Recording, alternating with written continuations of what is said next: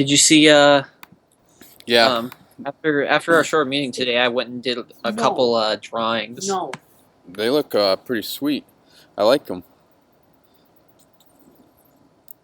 Yeah, I just thought those things could go on the board. You know how like we have the designated spots for like Yeah, cards and resources and stuff. I thought we could have like designs in there like that. The only one that I think doesn't really work out very well is probably the backpack. yeah. I was trying to imagine. I think the first idea, uh, can't really pick out what it is because it kind of blends into the black and all Yeah. that. But the second one looks really cool. I'm just thinking. I mean, that the bag would be fine, but if we can get like an actual backpack looking thing, that'd be cool too. And I like that the star shape for the backpack thing. So we might change that to look like that instead of having them in the line like I did. Yeah, it's whatever works. And then I liked I kind of like the radio and the survival goals too. Those ones are pretty nice. A little radio and a little campfire. Yeah. And let's see. You could see what I meant when I drew out the regions, right? Yeah. On the second one. Yeah. I don't know why my inner thing's not working. We couldn't really put any pictures like inside of the tiles because you know we would need the letters in there. Yeah. Now the only thing I'm trying to figure out is how we'll add that to a digital version of the mat, because he doesn't want any like illustrations or drawings. So I have the digital version in the GDD. I'm just trying to figure out how we could apply those to it. Well, I mean, if you think of it like if this board game was made into a real board game and actually published, Yeah, that's what it would look like. they would probably only have like the hexagons just for the regions and the backpacks and stuff. Yeah. All the rest of the unused tiles would be not there, which Now- would allow the room for art and stuff. Yeah, and Michael, which is really sweet, is he's part of the IDGA around where he lives, and I guess he was telling me that he was talking to some of the other people there, and one of the guys said that he can help us publish our game if we got to that point. So, I mean, I'm all for that. That'd be really great for us. And I figured, you know, if we could get to that point, if we were able to publish it, then those art ideas would definitely be applied to the board and the cards and all that. But I don't know, when we give this to another team for them to make, I mean, it's up to them if they want to draw, you know, each thing out on the board, or if they're just going to set it up really quick and then play test it. But Yeah. I like those backgrounds would be awesome on the cards. We might even be able to apply those.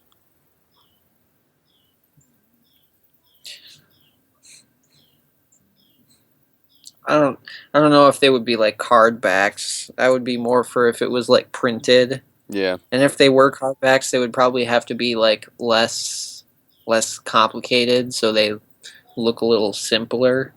But those would probably be like kind of like the pictures for on the board. yeah. That's awesome. Did you take any art classes before?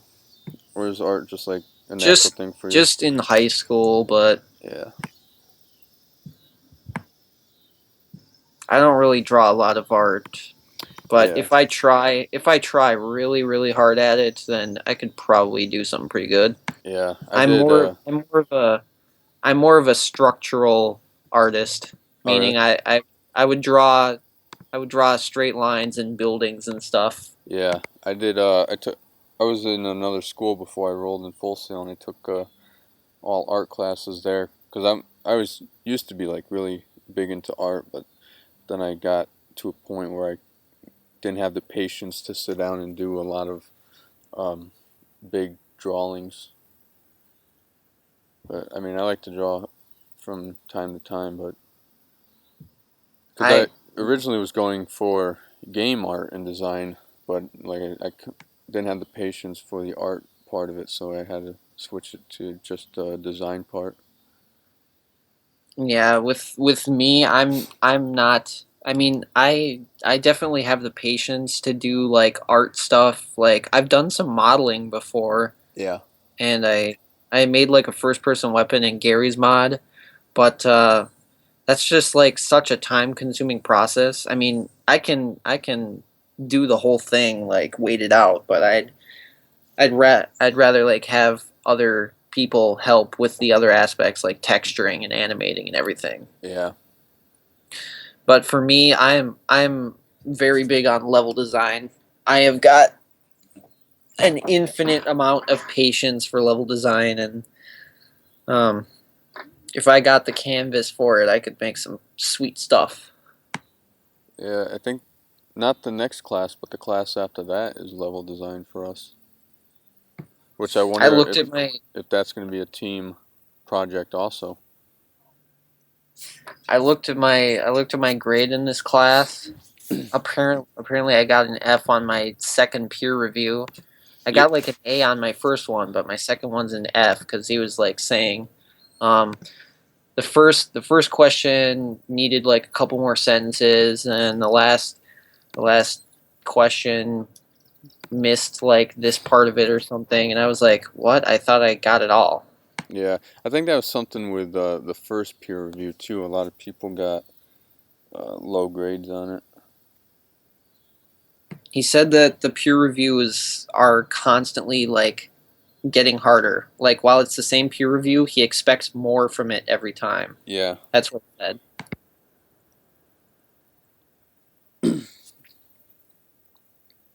But yeah, I looked at my grade and I can only lose another 18% of my overall grade.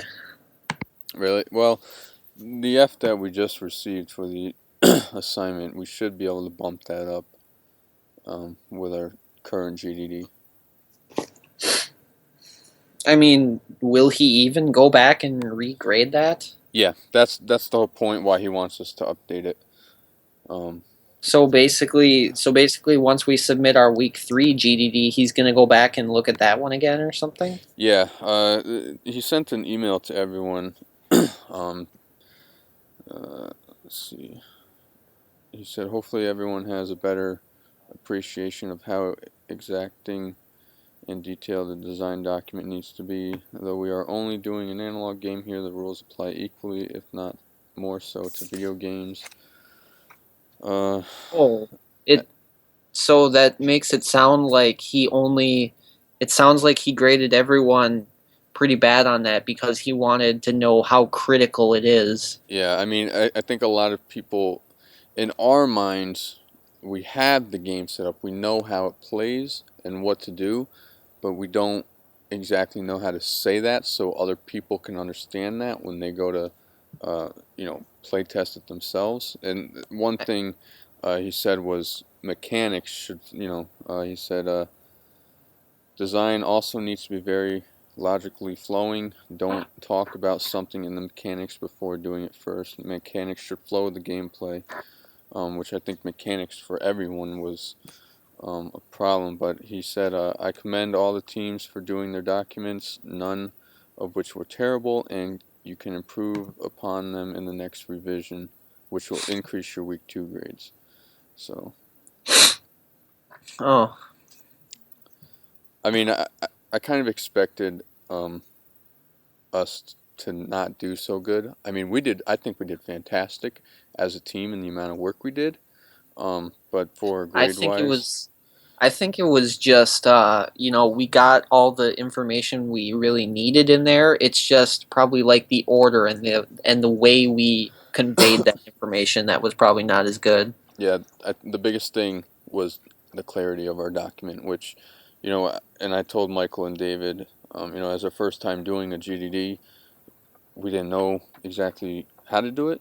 So I think that's why he is going to have us do it again, and use his feedback to go back and fix our mistakes in weak areas, which that's what Michael and I have been doing all week. So Yeah, I remember there was one of the classes before that we made simple GDDs in, and I'm yeah, pretty sure for that class I had the same teacher here, Kingsley, and he was having us make GDDs, and it was for super simple games, like hide and seek or yeah, you know, really easy stuff. So even though, or even with such simple games, they were still like 3 pages long or so. yeah. But we're at our GDD is 22, and it should be less than 25. So At least we'll be able to get some points back. That's good. yeah, Because that's a big percent of our grade.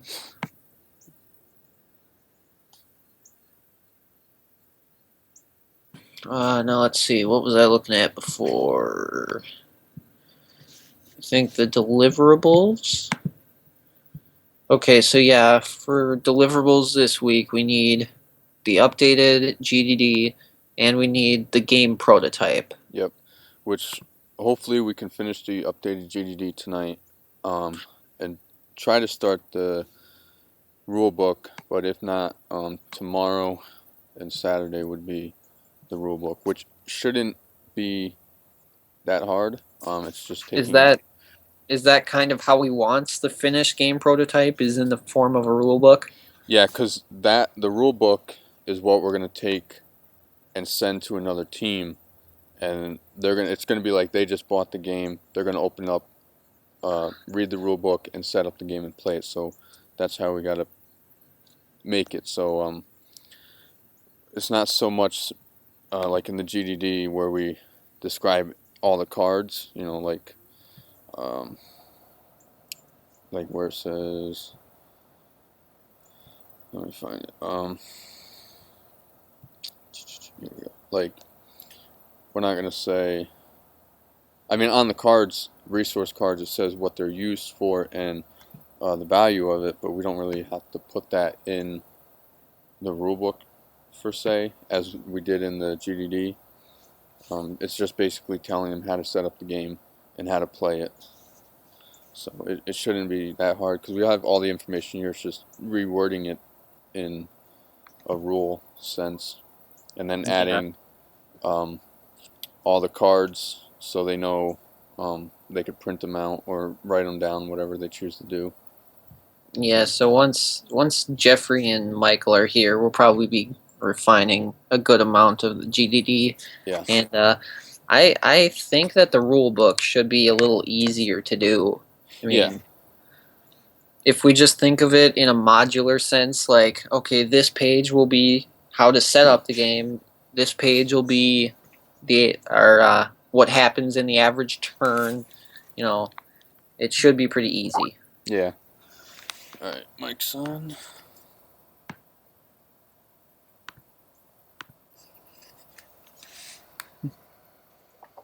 What's up, everybody? Not much. You? You're stuck in the freaking drive-through. Oh, really? Would you go Yeah. like McDonald's or something? I went to Arby's. Oh, busy? Yeah, it's pretty busy. Ran out and was getting some food for myself and my lovely wife, Nice. and apparently hit the after dinner rush. Yeah. So, but Skype on mobile, man, it's a wonderful thing. So, Greetings, friend Michael. what's up, buddy? What's going on? Yeah. I got some exciting news. Oh yeah? Yeah. Well, after you and I were done talking, I had some lunch and did a little play testing. I went and took a power nap, and my girlfriend came home, and I got awakened by a dog licking my face because she got me a puppy for my upcoming birthday. Oh, that's awesome. Yeah. It's a little husky pit bull mix. Oh, I want a husky so bad, but my wife won't let me have one. Oh, really? Shut up! I'm the one who's been bugging you about getting one, and you're like, let's wait until after I'm done with school. Shh. You shh. That's awesome. Yeah, I wanted just a purebred husky, but given the temperature down in Texas and their long fur, that would probably be bad for it. So Hmm. the next best thing was it mixed with something, and we found a guy that just had pit bull husky babies and got one. You know, pit bulls get a bad rap, but if you train them right, Yeah, they're great dogs. this one he's just sleeping outside right now. I'm trying to house train him, so I'm sitting outside with him. Hmm. But so far he's pretty good. He follows you around everywhere. Awesome. All right, so since this is the first time that I think Justin's been in here since we got our little bomb dropped on us, Yeah. but I was talking to some people today, and I was like, the class average was a 52%. Oh, I don't feel that bad. No. I got a feeling that we might have had probably one of the lowest scores, but Well, the main thing that hurt us was completeness. in Our clarity. mechanics were broken. Yeah, clarity. Yeah. And then we didn't have any illustrations. Yeah, But we have fixed about 90% of that crap. we did. So, Michael, I saw your neat little board designs for our hexagon board, and I just threw together some quick drawings on how to build some art on top of that. You can see them in the week 3 finalized design, or no, prototype designs folder. yeah, I was looking at that. I like that. 'Cause, you know, we have the the hexagon regions, and you have some art behind it. That would look really good. The only thing is we have to build that as an illustration. We can't actually use photographs. Yeah. Yeah, I know. That's what I explained to him. I said, if I know you talked to me and you mentioned something about someone could help us get this published, and if that were the case, then those would be the illustrations we would use. Mhm. But you know, whatever we put in for what the board is supposed to look like, when we give it to the other teams, you know, it's up to them if they decide to draw everything out or just simply Mhm. make it. So Well, you know, chances are we could give like 2 illustrations, one of how the board will look, and we could give like another one with like the art design on the board too. yeah, The one thing that I did really like about your image, Justin, was a way to track the fatigue points as part of the board. yeah, I think Yeah, that was something I was looking at. I was like, okay, so the players will have to keep track of their own fatigue because they might be in a region that has minus fatigue, or they might have failed a goal or something. Ew. And I just thought they would have needed to track that. Yeah, I think if we have time, we should definitely add that to the design. yeah. I know we did discuss about, you know, how they're going to track their fatigue, and we just said, you know, in your head or write it down on a piece of paper. But I mean, I don't have a problem if we got time, and if we're able to fit that in there on the board, and you know, come up with another token for them. Mhm. But right now, I think the first thing we need to do is start from the beginning of the GGD and go through and just change everything that needs to be changed. The one thing before we start doing that, if we're going to use abilities, Yeah. and we try to work those in, did you have a chance to look at that? Yes, I did. Where was it? Modifier and abilities. Hmm. Yeah.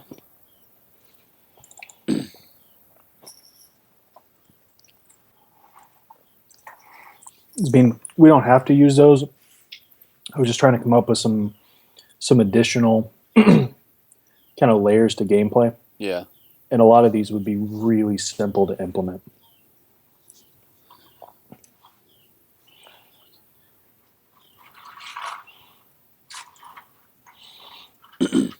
And based on our playtest too, these don't necessarily have to cost a fatigue. Yeah. point, because it might limit them too much. Like we don't want them to invoke an ability and then not be able to get back to base. Yeah. Or gather all the resources they need. So, but we could just say, hey, once per month you can invoke this ability. Yeah. Just leave it at that. I mean, we could do that where it does cost them a fatigue, but then up the fatigue to 6 instead of 5. Yeah, absolutely.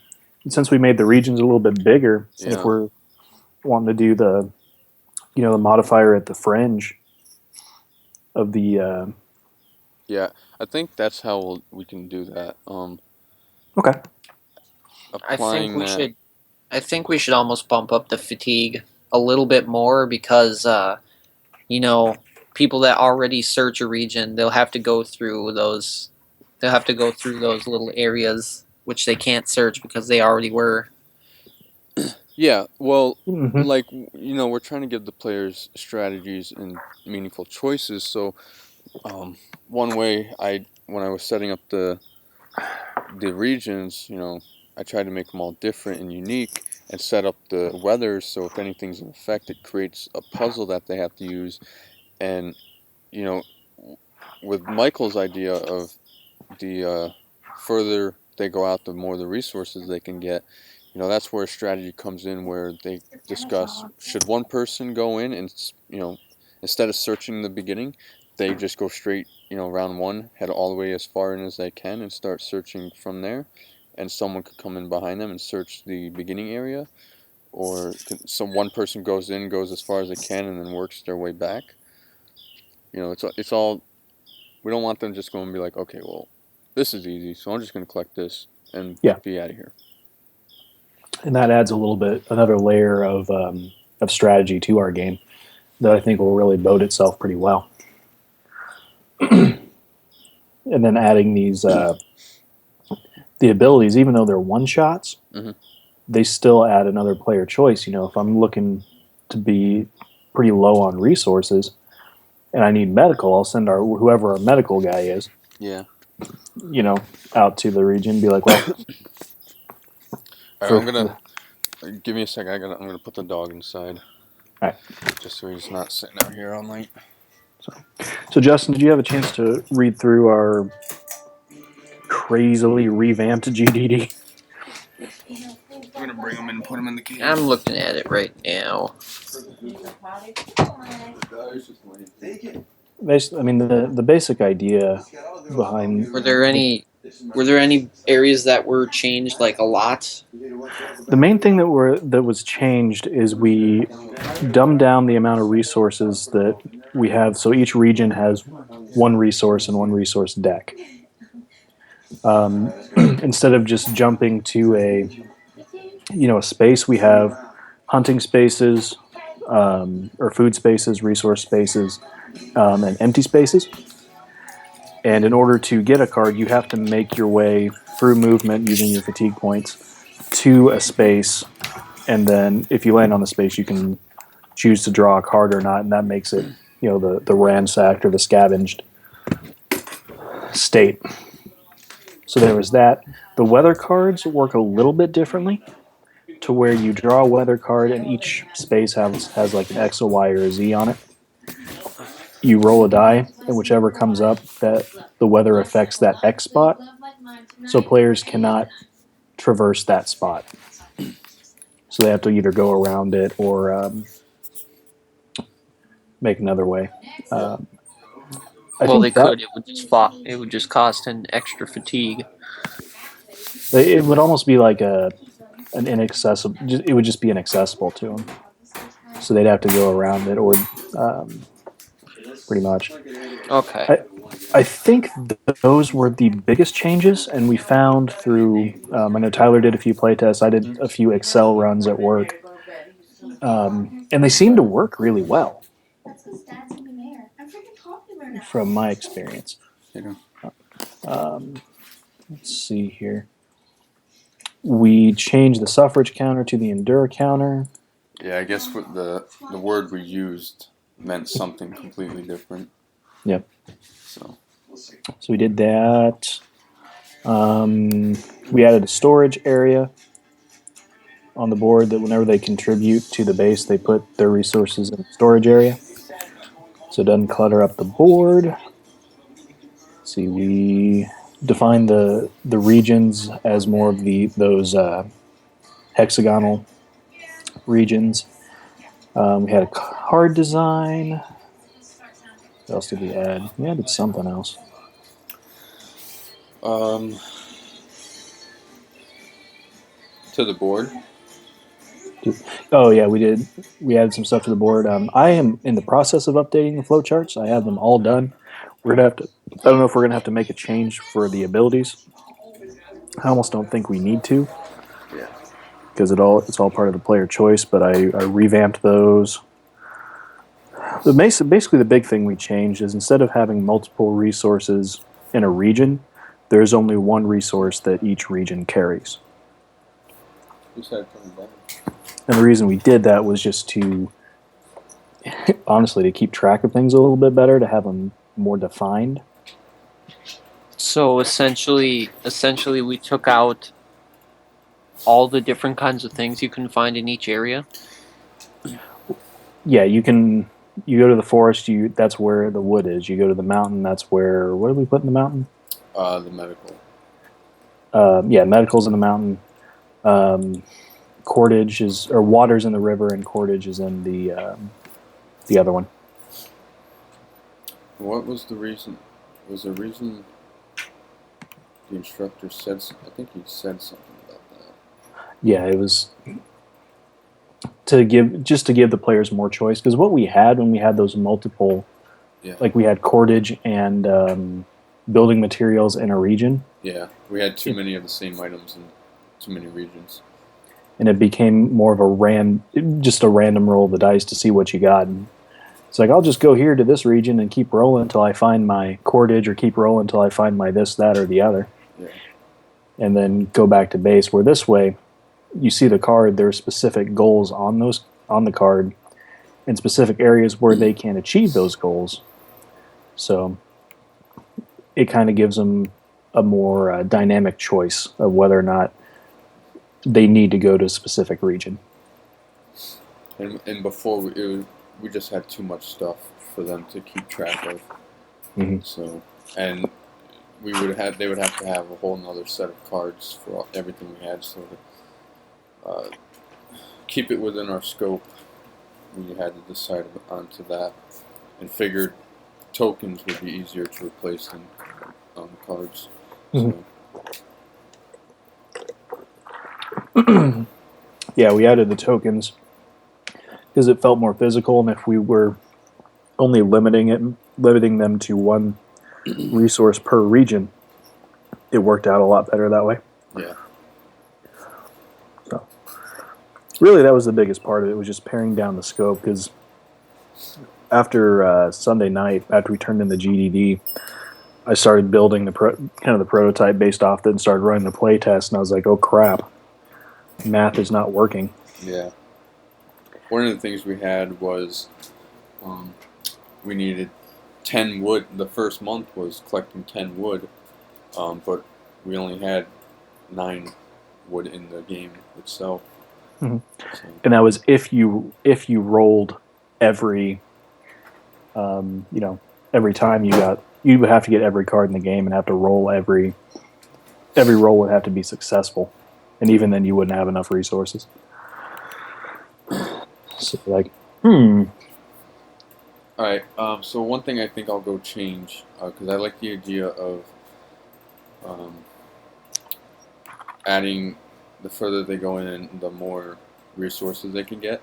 So Mm-hmm. I'm gonna, I guess, darken the further they go in, and we'll just have to note that the darker the square, the more resources they can get. Yeah, and just do it around the few that are at the far edge of it. Yeah. Because that way it's like you get to this space, you get a +1 to your roll. So any food, any water, or any resource or any food space along the fringe, we can just darken and call it good to go. But Justin, I really like having the your idea of having the fatigue visible on the board. I think that's awesome. Yeah, I don't know if some of our survival goal cards will affect like just one person, because the only thing I was thinking about is if the fatigue is pretty much shared, you know. If a survival goal is failed, then everybody gets like -1 or something. If everybody would have the same amount of fatigue at all times, or One idea that came so up. either we could have just one fatigue meter if everybody has the same fatigue at all times, or we could give each player their own fatigue meter if they can sometimes have different amounts. That's what I mean. Yeah, and that's kind of what we wanted was they each have, 5 fatigue they can spend per turn. And then once their turn's over, that resets. Now, we did talk about having, whenever a goal is failed, having one person on the team, the first time they fail a goal, I think we said the person that contributed the lowest resource gets the hit, Yeah. and then it goes to the right after that. So, like, if they fail a couple goals in a row, it's not going to stack on one person. It's going to be like, well, the first time I got the hit, and Justin's to my right. If we fail a second goal in a row, now I have -1, and Justin has -1. And then whenever we successfully complete a goal, everything goes up to normal. And then we said if it gets to the point where anybody gets down to 1 fatigue, the game ends. But I don't think that they'll get to that point because they would already fail more than 6 goals. So that was kind of the idea behind that.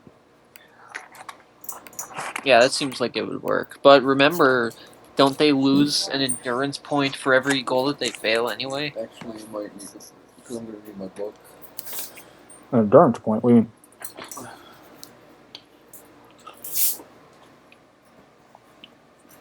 Well, originally what we had is, if you failed we were trying to simplify the scope.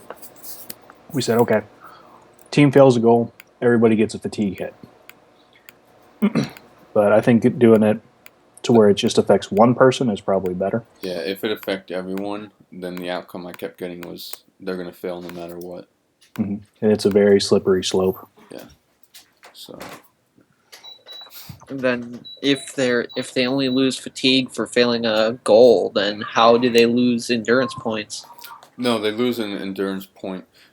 Fatigue is your endurance. Yeah.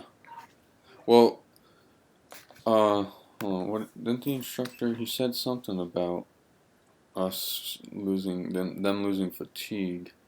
Correct. It was how to track it. Are they tokens? He didn't understand what it was. But I think we did mention that we were just going to remove the minus fatigue. But then you mentioned something about another punishment that they get, so we added it back in. Mm-hmm. So if they fail a goal, they're going to lose or lower the endure counter, but also someone's going to suffer -1 fatigue. Exactly, yeah. So. Because the endurance counter... Oh, okay, I see what you're going. Where you say endurance point. No, the endurance counter is just our doomsday counter. That doesn't have... Yeah, that's when when it's 0, game over. Yeah, but it doesn't have any effect on how the players interact with the game. It's just an overall status of if they're winning or losing. Yeah. Yeah, but my question was, how do they lose those points? Or how do they make it go down? Oh, failing a goal. Yeah. Okay, that's what I asked. Okay. I just wanted to make sure. Yep. They fail a goal, and that way we have 2... So if they fail the goal, that counter goes down by 1, and the person that contributed the least gets -1 fatigue. Yes. And then all right. If they fail the next goal, then the fatigue goes counter or clockwise. So if the person who failed it the first time or had they the still least, have -1. Yeah. Yeah, we don't want the same person, being punished. So it's just like, and the way I kind of envisioned it is like, say we're all 3 playing, and I just failed a goal, and I was the one that had the least. So I would have that fatigue hit. So I'd have -1 fatigue for the next round or the next month. and then we failed another goal again, and so Justin would take the fatigue point, but I would still have -1. Yeah. So I'd have -1, and Justin has -1, and then whenever we completed a goal, everybody goes back to the base level fatigue.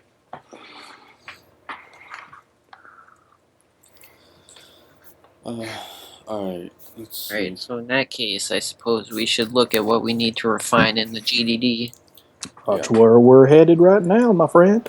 And Michael, you understood what he meant about the orphan header, correct? Yeah. Mm-hmm. All right. So we're just gonna make sure when we're done that they're fixed. Mm-hmm. All right. So What should we? the first thing I have is in what is the main focus. We need to add something about how the radio components were lost. Yes. Which I think is just simply saying each piece fell out of the plane, and The radio smashed on impact and was scattered throughout the Yeah. island. it fell out and a bird flew into it, smashed it, and 4 random pieces landed in 4 different regions. That's good. Where Well- is that? Oh, main focus. I got Yeah. you. But now I'm thinking if he was asking about how the radio components got lost or scattered, then chances are he would ask why we just randomly get a radio part when we complete 3 monthly goals. Well, we can add that in there. What I was thinking was, if we complete 3 monthly goals, we've kind of have a more stable environment. We're not just kind of. My internet cut out. Everybody just got real. No, I muted my mic for a second. Okay. The way I kind of envisioned it was you're in a survival situation, right? You're trying to procure your base needs, and that's your kind of constant activity until you get to a point where you've acquired enough or you've advanced enough in your survival thing where you can go and look for secondary objectives. In this case, finding pieces of the radio. Oh, so you're saying that as just part of the story that if you do 3 monthly goals, then you're theoretically stable, and I guess all the survivors just go out and look for and find a part. Yes. No, we're not Of course, saying that doesn't actually happen with the players. No. It just happens as part of the story. it's just Yeah, exactly. choose a card. That's it.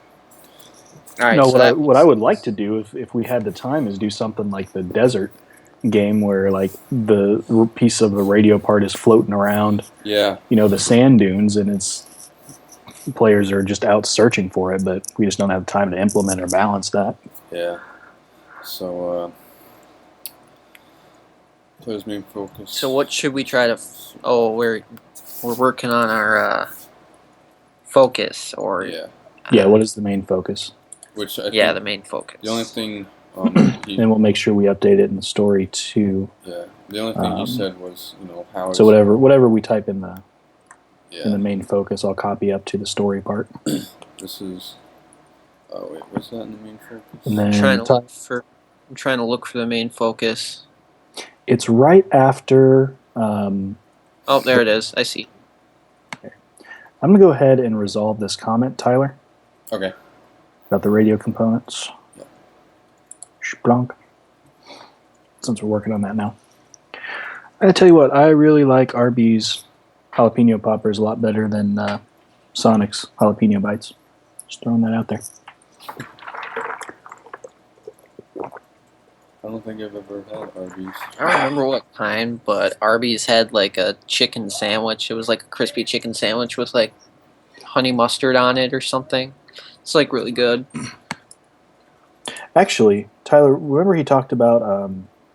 Yeah, I think I remember that sandwich. That was really good. He said that you have to have it in logical order. So if we mention it up in the story, then it'll make sense down here. Yeah. I'm just trying to find out where he said something about the radio cards. Players will assemble. Yeah, because we just say players will assemble the radio. Well, what happened? Okay. Yeah. Take care of injuries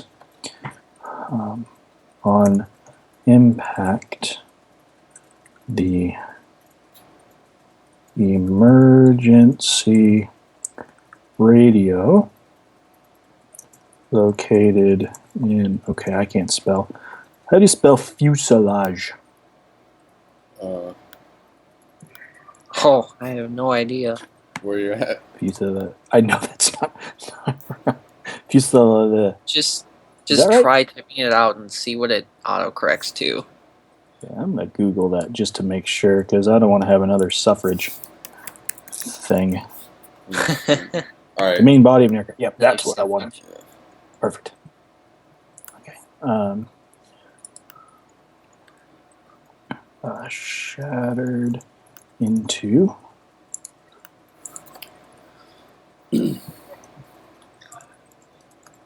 separate pieces. I can't spell word shit. That's okay.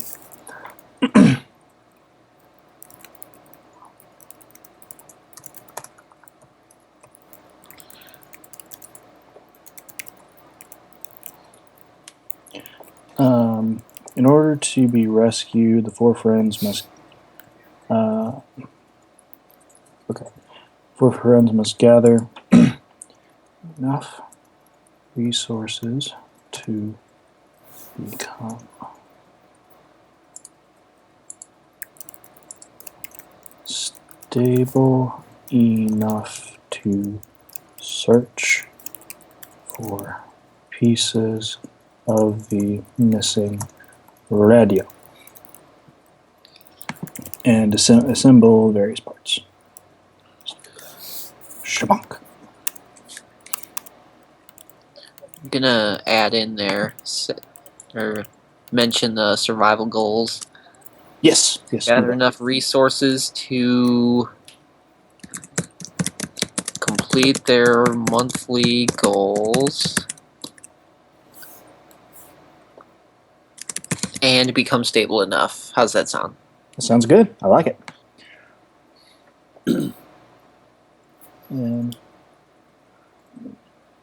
Okay, so assemble the various parts. Now right in here. Yeah, I'm trying to figure out how to reword this. Yeah. Actually, missing radio. Period. Yep. Why don't we just get rid of that?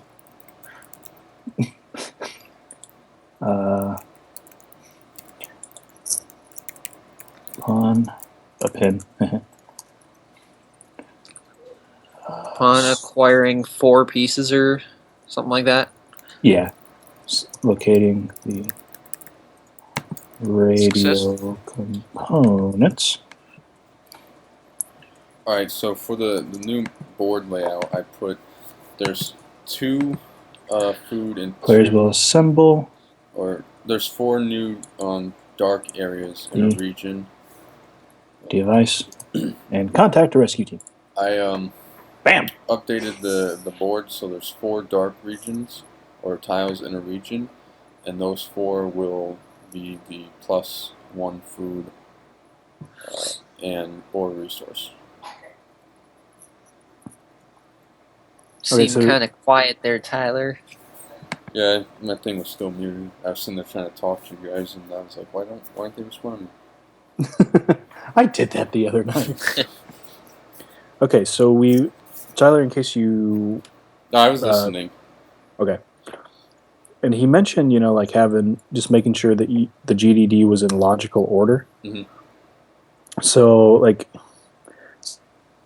radio up here, we can just make a reference to it down here. Yeah, alright. Players' main focus of the game is survival. They need to collect resources and meet critical survival needs every month. And by doing so, they will uncover portions of the radio that is needed to contact the rescue team. I don't really think we need these sentences. Before then, a lot of this is nah, I don't think so, because that's explained elsewhere. Yep. I can get rid of this without. There we go. Splonk. And like you said, instead of repeating the same stuff, the first time it's mentioned, and if we mention it again, just say, "Go see this." So, Okay. Do you want to? And you have all the notes for the things that we changed for version 3.0, right? yes, I got. Okay. I got We'll it. do that. Okay. We'll do that as the last thing. Yes. I just want to make sure we had them. So I think I'm gonna go back up to the very top, and then we'll just start going down. Are we going to use those abilities or not? Because if we are, we can just put them up here in the character descriptions. What do you guys think? Do we want to? Do that? If we do that, we'll up the fatigue to 6. I kind of think why not? You know, And this is a choosing. They can choose if they want to spend a fatigue point to do this or not, right? yes. Okay. We'll have to note that. Yes. Why not? We'll do it. I think Well, it of gives them course, another once choice. One of their abilities could even be gain 1 fatigue instead of pay 1. Well, they would have to lose something. So maybe like lose an inventory space for a fatigue. Yeah, could do that. I know one of my abilities was you use a fatigue and you gain a backpack slot. Yeah. So. Or it could be like pay 1 food to gain 1 more fatigue. Yeah. Well, I think let's see. Let's look at them. I like the idea of maybe someone being able to collect an additional food token. So the hunting's good. I think, and we could do that by saying I should probably. Hey, Justin, we're in the modifier and ability concepts document, and that is in. Where is that in? That's in the prototype ideas folder. Yeah. All right. So I like. If they want to gather an extra food, they have to spend an extra fatigue. So that one's good. The strength one, for them to carry an extra slot in their backpack, they lose a fatigue.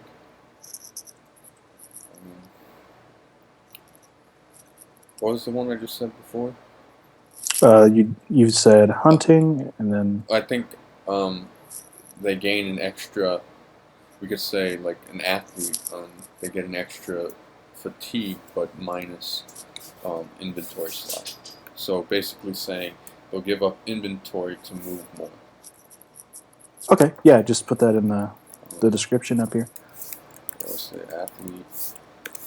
Once put on a character, can add 1 + 1 to their fatigue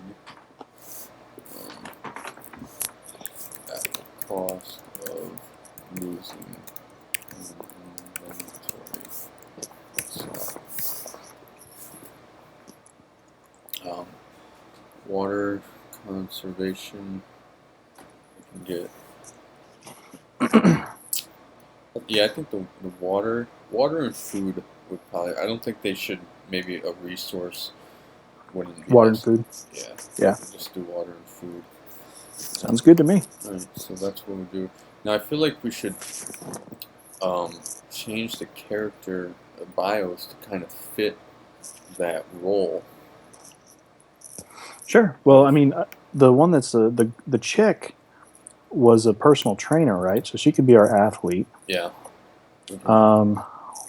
You had Rory Matthews as a medical student. He could be water conservation. Yep. Then we had John Doe, who was a weapons engineer, who could be the hunter Mm-hmm. or strength, and then we had John Letter, who was a privileged child. Um, Maybe the privileged child would be the hunter. yeah, Like he went on game, like fox hunts and shit like that. yeah, we could do that. I mean, we could try. We could, I guess that's something, and we could tweak them a little more when we have Justin and David both in here, well, Justin's in here. or Jeffrey. Sorry. You're doing the same thing I did last time. Alright, so we'll say John Letter is the hunter. John Doe was the strength.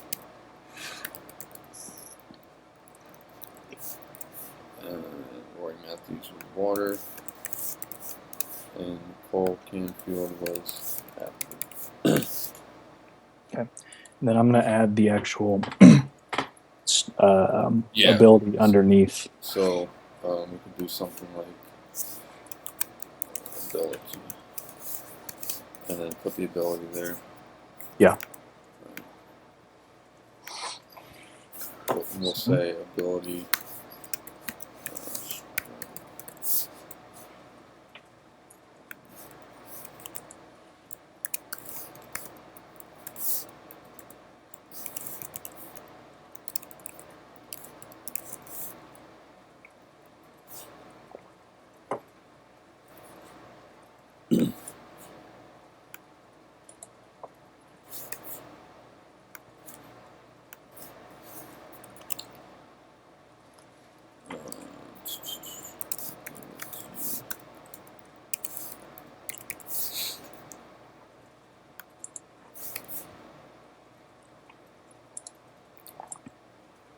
This one?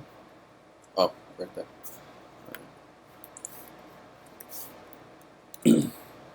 I got you.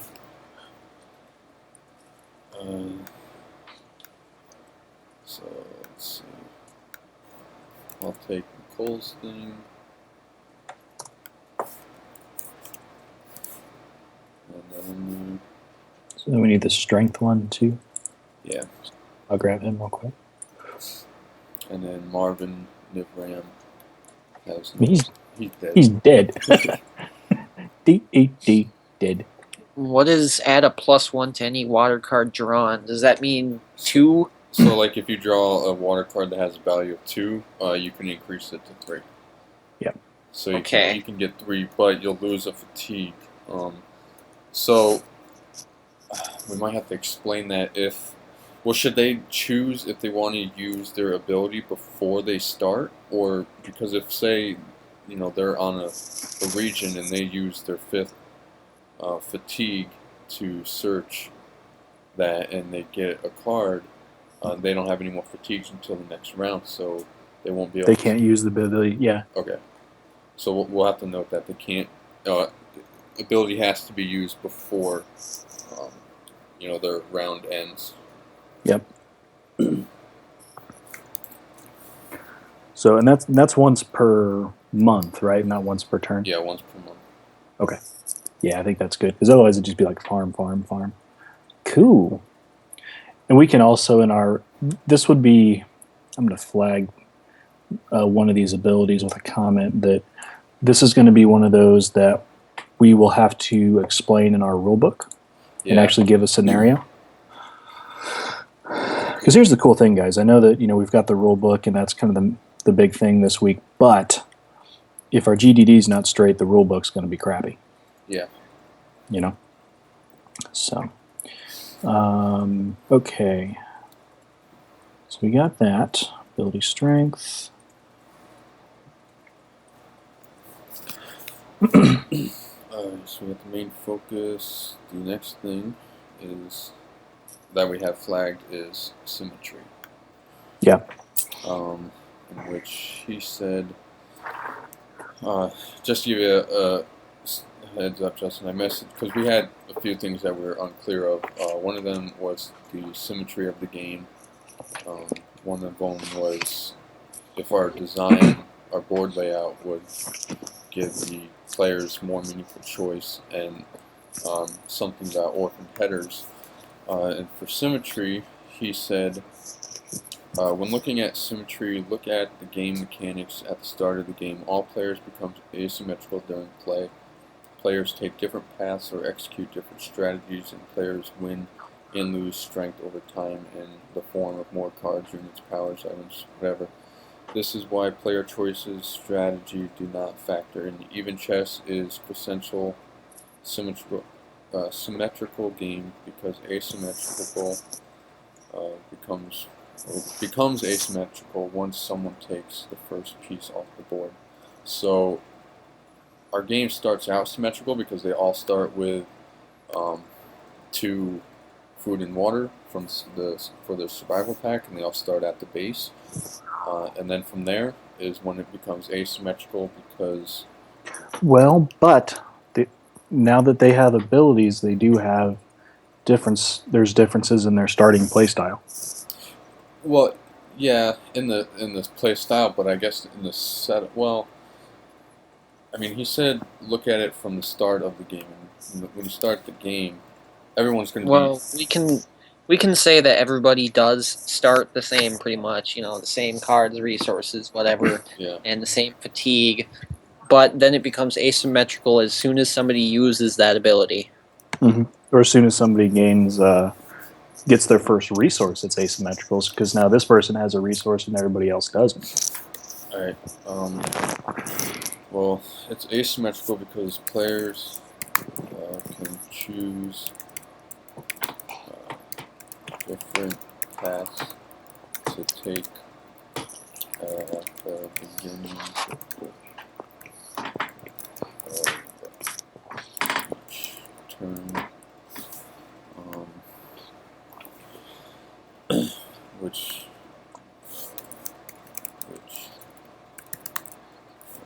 gives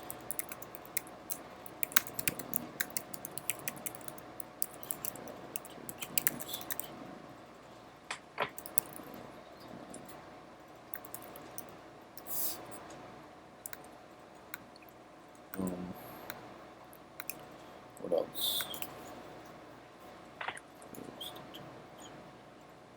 Didn't you say it was based on the mechanics, not the player Well, choices? yeah. Well, he said, when looking at symmetry, look at the game mechanics at the start of the game. All players become asymmetrical during play. Players take different paths or execute different strategies, and players win and lose strength over time. So what you want to look for are starting points. Does one point offer an advantage over another? Player character abilities, are they all the same, or are they different and similar? Or they're different? Yep. And then he said, as far as cards are concerned, it depends. If everyone starts with the same amount of randomly drawn cards, then it is considered symmetrical, as everyone has the same chance of getting a card. If one player gets to select from a different deck of cards, or if they get to build their own deck from a pool of cards, Pokemon, Magic, and other collectible cards are examples, then it is asymmetrical. So ours is asymmetrical because players start off with differing abilities. Because even if they haven't used them yet, they still have the potential to use them. Yeah. Okay, I'm going to copy the abilities down to... Actually... See... Character... Bios.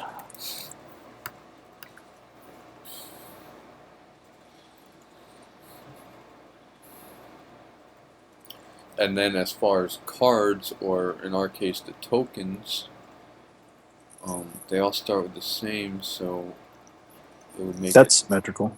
Yeah. But then I guess it would actually be asymmetrical, because if they can start building, I guess, their backpack with food or resources. So they're not sticking with the same thing. Nope. Yeah, but that's not the start of the game. That's slightly into the game. Well, I would say. I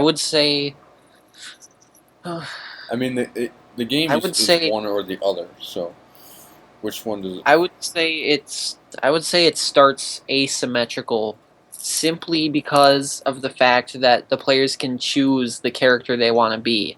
Basically, the ability. The ability is the only Exactly, thing yeah. that starts out asymmetrical. All right. So, you think that's all we should add to that says? I mean, if we have one Well, thing what do that's we want to do? Do we want We- players to choose who they want to start as, or should we make them roll to pick their starting character? I think they should choose. I think because otherwise, because the main thing we were fighting last time was having too many random elements. yeah, everything we had was something. With, I only ask because if we made them choose, then the game starts asymmetrical. If we had them roll dice, yeah, we'll have them choose. They can choose Yep. what card or character they want.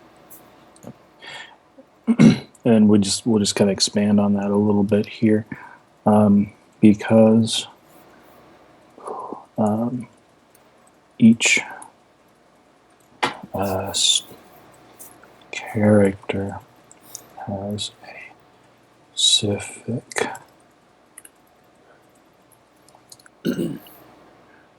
ability.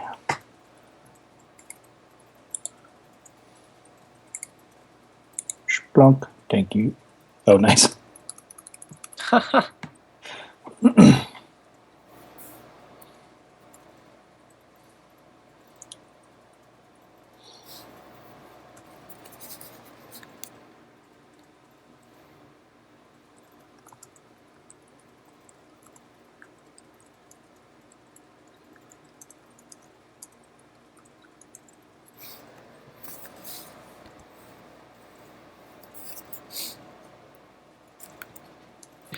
I don't think it's so much the potential paths that makes it asymmetrical, but more along the lines that it's just the ability.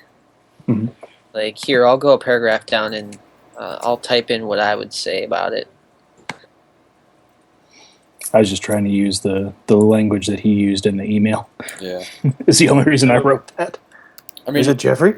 but he says them taking different paths or starting points or character abilities, or if they're building a deck with different cards or with the same cards. So there's really, I mean, those are three examples of what can make a game asymmetrical, and we pretty much have all three. Yeah. What are we talking about now? So I joined in late. Oh yeah. We completely changed the game again. Again? Okay. Yep. So it's now about pink elephants on parade. Ah, okay. Yeah. It's a pretty good one. Yeah, I know, right? No, we added, based on some player feedback that we had, we added 2 mechanics on top of our core gameplay that we established last night.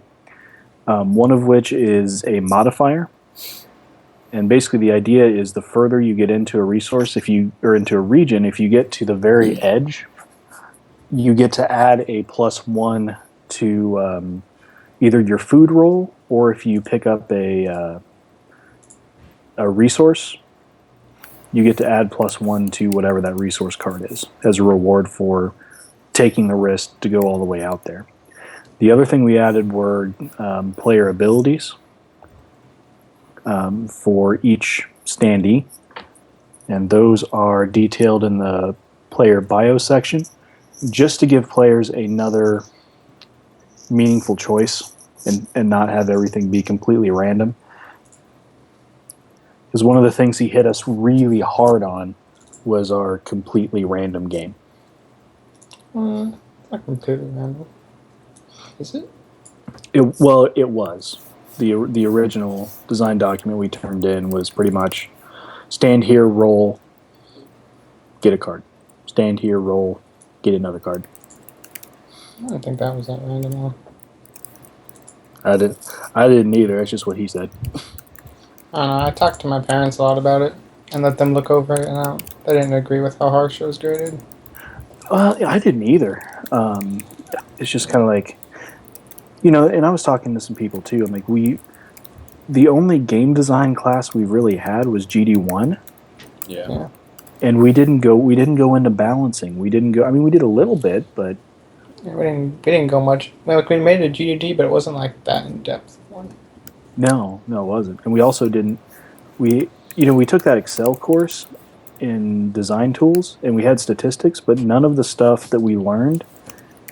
We didn't learn how to map out the probability of a card deck in Excel. We didn't learn how to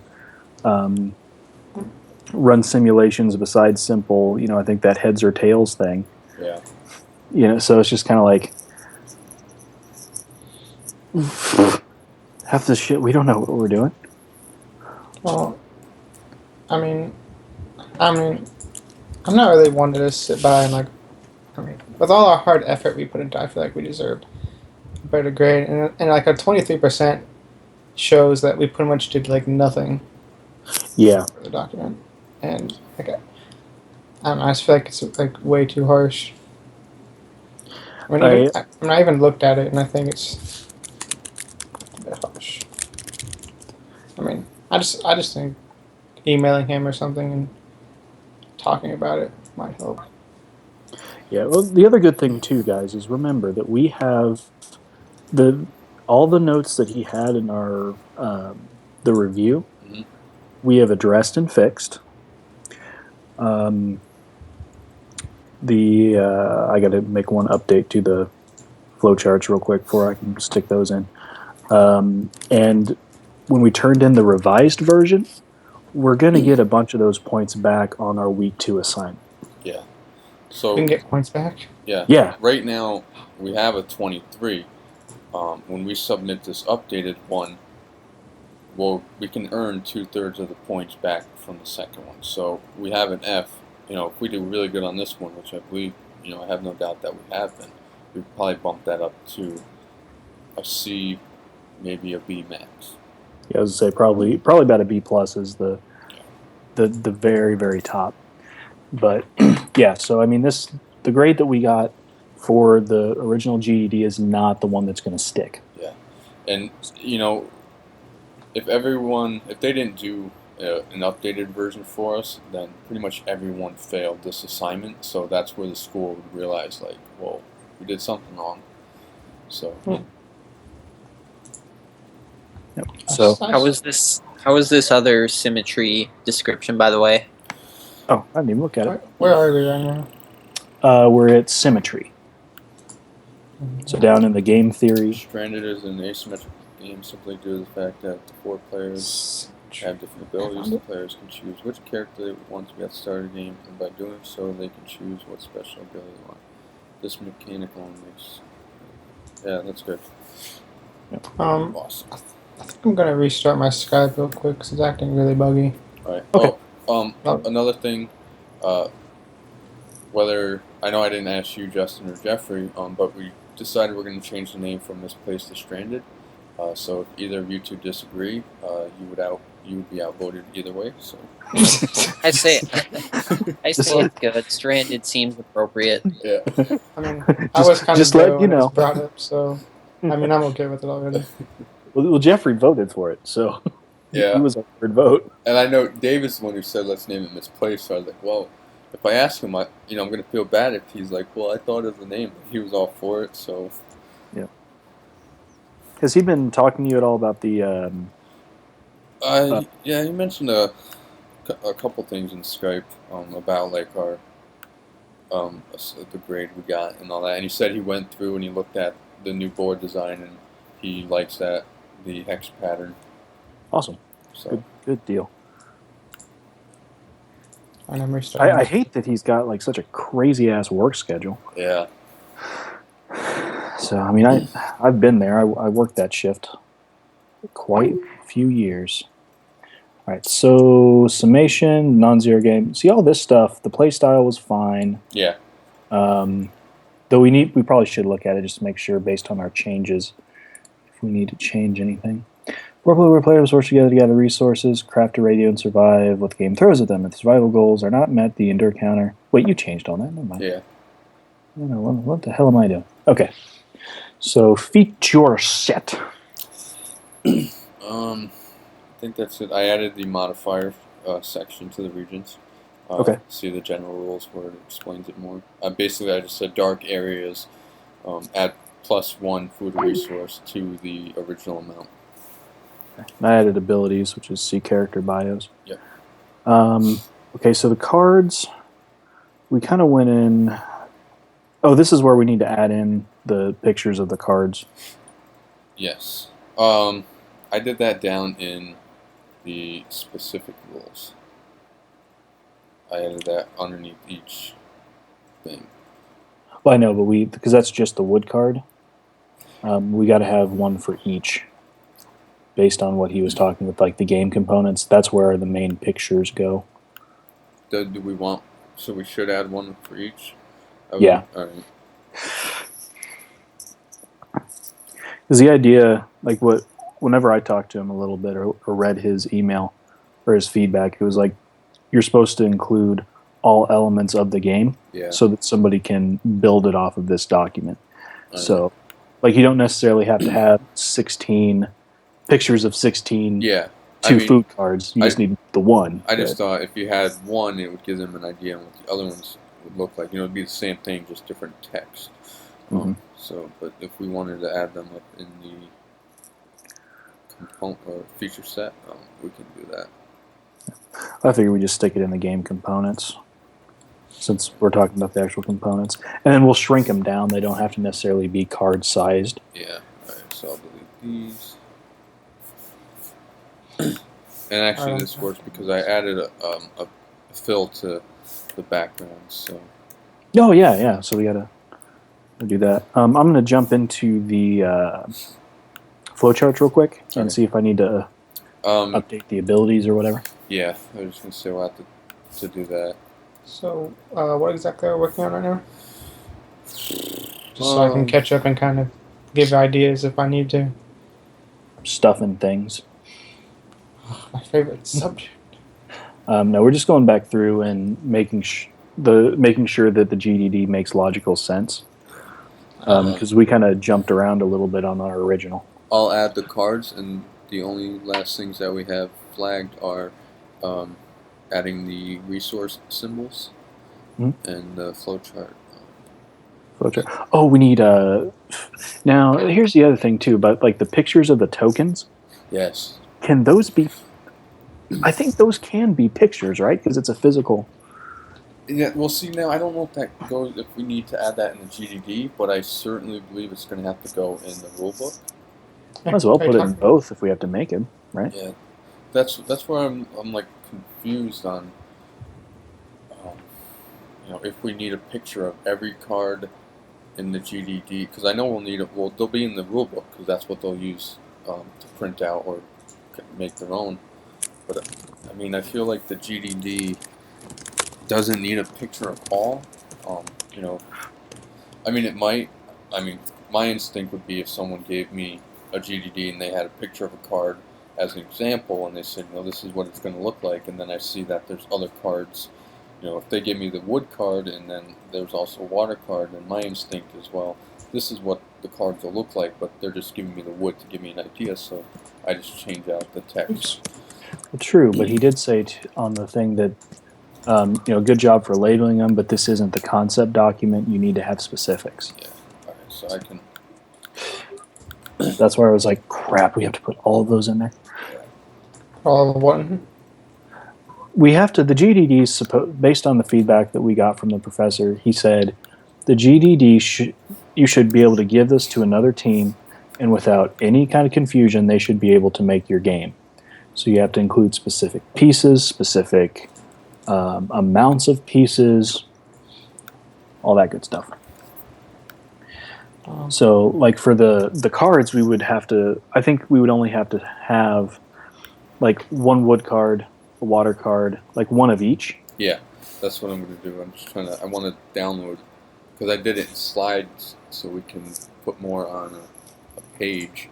Mm-hmm. So I just want to download the card, not the whole file. Okay. Is player at the base? Okay, I can just add the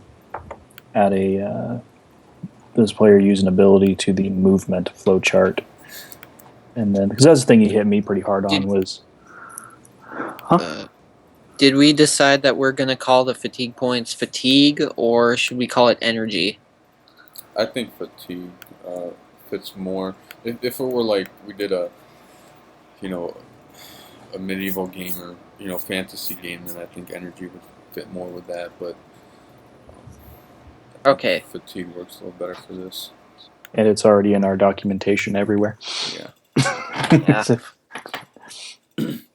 Okay, so I gotta figure out how to attach this because he hit me pretty hard on the flow charts. Though he had a lot of comments, but I don't think we actually lost any points for them. I have to look. But yeah, clarity -3. okay, Yeah, well, clarity -2 and 3, so -5 clarity. okay. Well, if these aren't clear, I don't know what is. So I've completely revamped all the flowcharts. I made movement its own enclosed flowchart. Revamped the setup flowchart. Okay, so I need to. I figured out how to make the arrows bend. Really? Yeah. It's a pain in the ass, but you can do it. Okay. So we said we're gonna have only one resource that can be collected from each region. Yes. Wood is collected in the forest, water is collected in the river, cordage at the beach, and medical in the mountain. Alright, so then we'll have to change the perfect imperfect information part of it because players will easily know what they're going to draw. But they Oh, shoot, yeah, that's true. I mean, they'll know what they'll draw, but they don't know how much. because the cards are still face down. Yeah. So it's still imperfect Okay, information. that's true. They know what they'll draw, but not how much. Yeah. Okay, I can change it to say that. So if they go to the forest, they know they're going to get wood, but they don't know They how don't know much. if they're going to have enough wood. Okay. Here's contribution. No. Silence. Way to be professional. Have your phone on.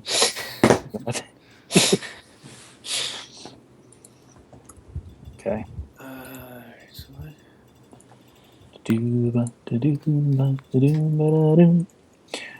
Okay, so no, let me move this over here. So I need another Didn't work out. command duplicate. Is the player? Oh no, that needs to be a parallelogram, not a thingy-madoodle.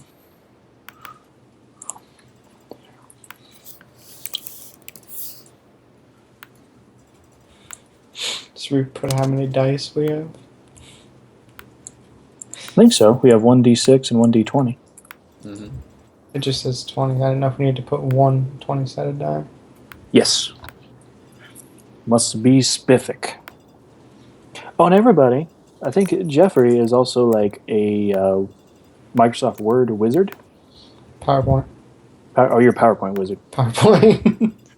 I didn't pass the word test. Well, crap.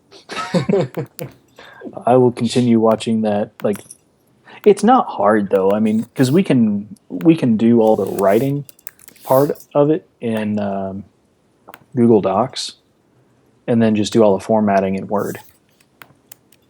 Yeah. So. Isn't that what we did last time? Yep. Instead of all of us going through and trying to, finalize our own copies. Yep. And what's the contents there? The actual layout won't be a huge deal. Okay, does the player... Did you guys remember that assignment from a previous class where we had to go in Excel and like do the box office stuff for like the top 50 movies? Yeah, I wish that had to do more with like game stuff and like setting up game balancing and not just statistics for freaking movies. Do I sound bitter? I feel like after doing that assignment, I was a Excel wizard. But now you probably don't know anything. Yeah, I don't remember it anymore. I also failed the Excel test. But he's good with a sword. I'm good with a knife and my feet and hands. I don't know. My feet and legs are very tired from practice today. Well, I bet, man. I mean, that's the thing. You use sword practice, and everyone's like, "Oh, your arms are really hurt." No, you use your whole body. Okay, so does player use an ability? Okay, so we're saying they're using whenever they use an ability. Are we saying that they spend a fatigue point, or that they lose total fatigue for, like, if they have 5, they use an ability. Now they only have 4 for the rest of the month, or is it just like a regular cost? I kind of think it'd be easier if it was just regular cost. Yeah, I'm on regular cost. I do too. I think it's just easy. I think Easier to I don't know, track. I think like if you have to take one away, then we have to have like some sort of way of knowing how many you have, Hmm. and just kind of makes it complicated. Yeah, I'm kind of leaning more. Whenever I thought about it, I kind of like the idea of it. They use it just like they would spend for movement. But the other thing about what you said is Justin came up with a pretty cool idea, like a little fatigue tracker that they could use each time they used a fatigue. They can move their token down to You know, kind of like a dial. could take like 2 Oh fatigue. yeah. If you haven't seen Jeffrey, I had some little board art designs in the week 3 prototype folder. The only reason I need to know that is because I got to add a subtract fatigue box to this movement flowchart. I mean, like I said, I'm kind of leaning more towards just it's a right, just like you spend it like you would for something else. Yay, nay, votes. What would you say? Oh, for spending or having it, because I think the only thing that should have it completely lowered is failing a goal. Yeah. All right, I'm gonna put it. I feel, in my opinion, that they should reduce their fatigue for the rest of the month, because then it'll motivate them or make them either want to or not want to use it like every month. Because they might think, okay, I could use this right now, but then I have reduced fatigue for the rest of the month. Or I could not do it, and then I can use the fatigue I would still have for the rest of the month to get extra resources. It's It true, kind of but gives them a little bit of a strategic benefit. yeah, but it creates a dominant strategy. Because why in the world would I use, especially if I'm based on getting to spaces and moving around based on weather, why would I choose to limit my fatigue early in the game? That seems like a bad choice. Yeah, chances are if we made it like that, then everybody would want to use it at At the right end. before the end of the month, so like week 4. So that kind of creates a dominant strategy, which is Oh, that was something I talked about adding with Tyler also, was a week tracker. Just 4 Yeah. little tiles on the board that you can use a token to track. yeah. So I think I'm looking. Go ahead, Jeff. I go ahead. I was going to say, I think that the majority of us are going to go with just using it as a spend, like something else, just so we don't create a dominant strategy. I don't like dominant strategy. Well, dominant strategy isn't good. It's very bad. Especially, I don't know if you guys know Kivan or not, but I was in his Wednesday workshop. And anytime you have a dominant strategy, you have to go sit in the corner because you're a bad designer. Well, that's a good point. So, Is this the Unity workshop?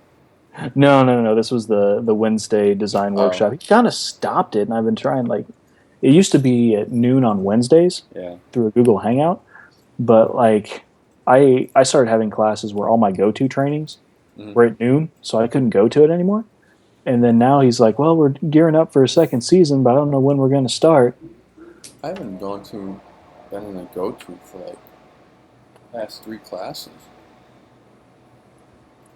Mine was, well, I guess it was either go-to or noon was when I watched all the videos from my classes.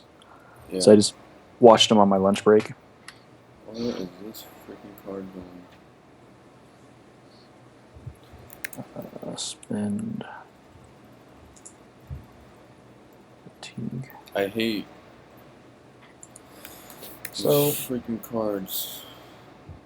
if we have like a fatigue tracker, is it going to be like a token that you can like flip that says like it's used if you flip it or something? I figured it'd just be like kind of like our doomsday counter. Oh, Or it so would it be- just counts down. Kind Yeah. of like you just move like the piece down until it reaches 0. Yeah. Yeah. Okay. I think that's the major change for the flow chart. I will link this up real quick. Linkity link. So Tyler, Yep. thinking of a game plan, just kind of looking for the rest of the week. I'm thinking if we finish the GDD tonight, Mhm. do we want to start working on the rule book and have a meeting tomorrow?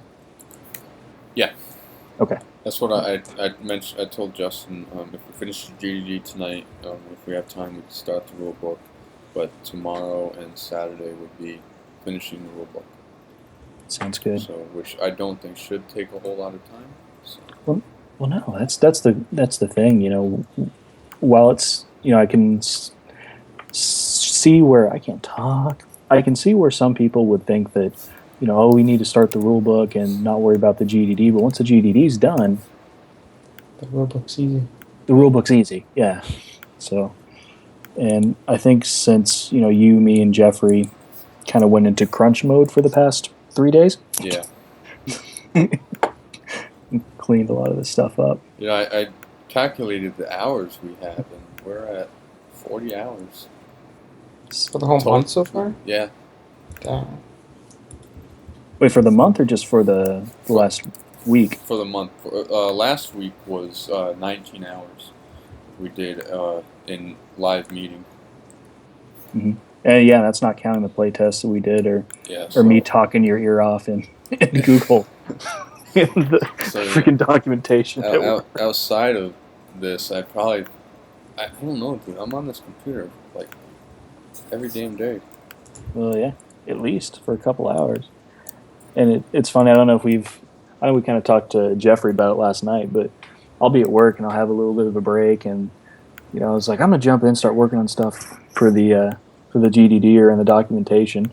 I see Tyler's little thing pop up, so we just go ahead and start working on it.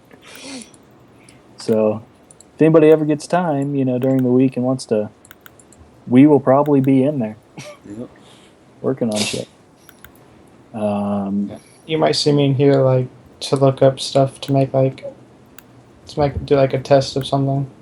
That's usually why you'll see me in here. Yeah. Although you probably won't because my hours are kind of odd compared to everyone else's. Yep. Okay. Now, Jeffrey, I will probably need your help resizing the flowcharts once I pop them into the document. Alright. I don't know how you got it to work last time, but you did a fantastic job. Magic.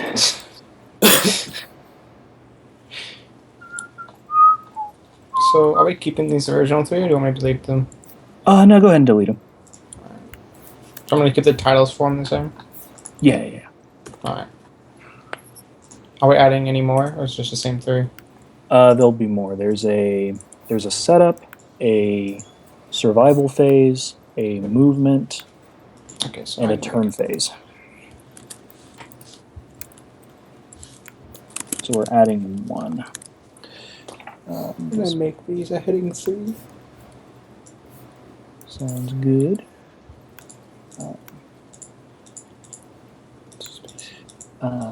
Display using ability. Yes. Now that I think about it, if there's only one resource in every region, we can probably use the little stones to represent those resources as tokens. That's what we did. Oh, yeah, that's what we did. Okay, well, that's good. I think we have We're on the same page. we have the 4 tokens that came in the box, and then I think we have 3 additional tokens we'll need. So. Yeah, 3 paper tokens. Yeah, you just Paper token. cut them out, slot them in. That's what I did. Let's hope no one has a fan going on in the room. Okay, Paper so, tokens to go flying. display how you cheat. usability. No. Okay, so I can just, I can do something with this. I got your There's- spaces ready for flowcharts. Cool. There's something wonky on this movement flowchart, and I think I did it right, but I keep trying to scroll up to get out of here, but it keeps teleporting me back. Man, I don't want to be here anymore. I don't want to be here anymore. You know, I've also kind of frustrated because, you know, we've been working on this so much, and I just bought Dead of Winter, and I haven't been able to. Play. I've got people. Yeah, and I was like, I haven't been able to play it yet. I want to buy it, but I don't have any money right now. But you know, Make you know, it. we can do a Skype thing. That's what So I was that- thinking about doing. Like when we finish this game, we should Skype play it together. Yeah, I know. would be I know. like- We were gonna That try to would be do like it on. so hard to do. Yeah, we were gonna try to do it on Roll20, but we can't figure out how to make the board. Is the only problem. yeah, The cards, we have them on files, and you know, we can just use that. I figured out how to add decks and stuff. Like the first week, I started messing around with how to add decks, and Well, I mean, if you want to give me a link to it, I can try and mess with it for a while. it's, Tonight or like tomorrow morning. yeah, we'll send you a link at the. I'll pop it in there at the end of the meeting. It's pretty cool, you know, really, for a tabletop simulator.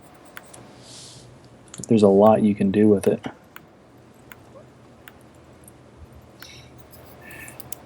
Player using ability. Put you right here, mon frere. Make sure with all these images we're adding in, we don't go over 25 pages. yeah. So I'm trying to. Well, remember, you can shrink them down.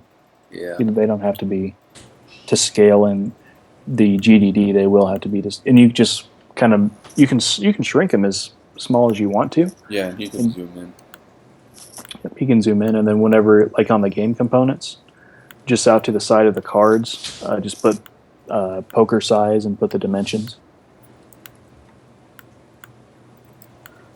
Why is it doing that?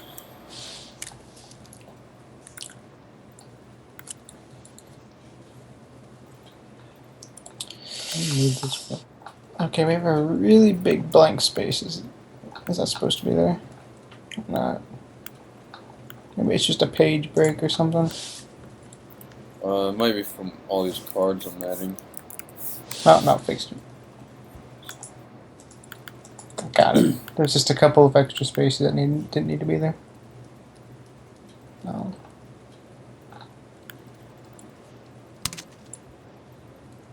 I mean, unless you have an image for the rule book. No. That's what the spaces were. It wasn't the other cards or anything. No image for the rule book. The rule book will be its own image. Yeah.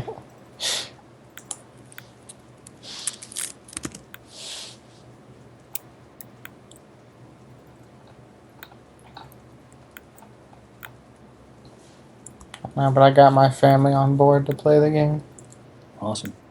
Yeah, and you know, I don't know about you, but this was the first. Well, actually, the first lowest grade I got in my Full Sail experience was from the peer review, because I didn't fill out like the personal questions we were supposed to answer. You know, I didn't do those right because I thought he was asking something else. Yeah. But I fixed it this time around. But I saw that grade. I was like, what?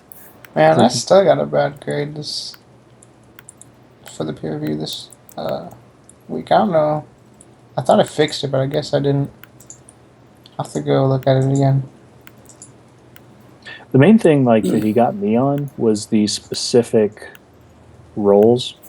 The like, what did you do and what did your peers do?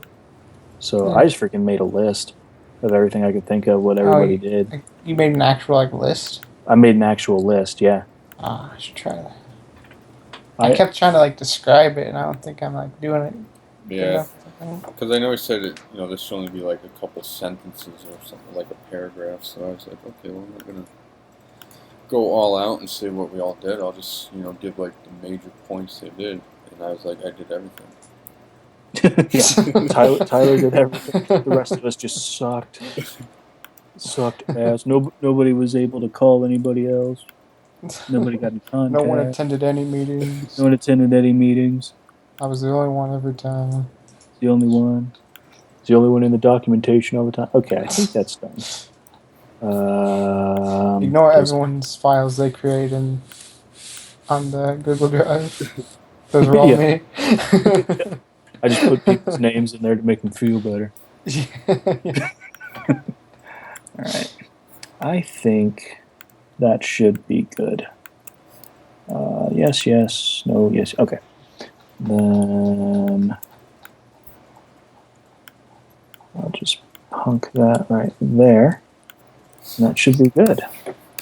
Alrighty. So what was the first flow chart in there? Setup. Setup. Okay. Let me get down there real quick. There you go. Setup, survival, movement, and then the turn phases. Okay, perfect. So let me grab game mechanics flow charts, setup, edit, web clipboard, copy entire drawing.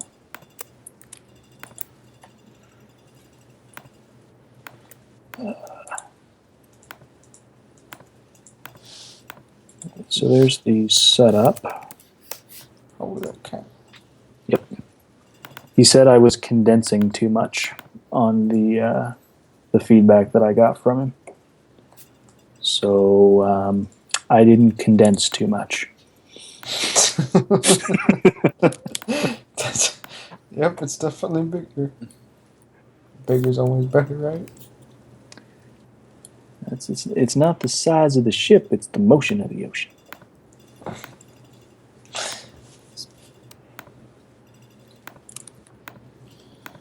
What are you doing, Bigger the dog? ship, the longer it'll take to sink when it crashes. That's It's a true. good thing, right? It's a good thing. It's a nautical reference. I don't know what you guys are. All right, so here's the survival.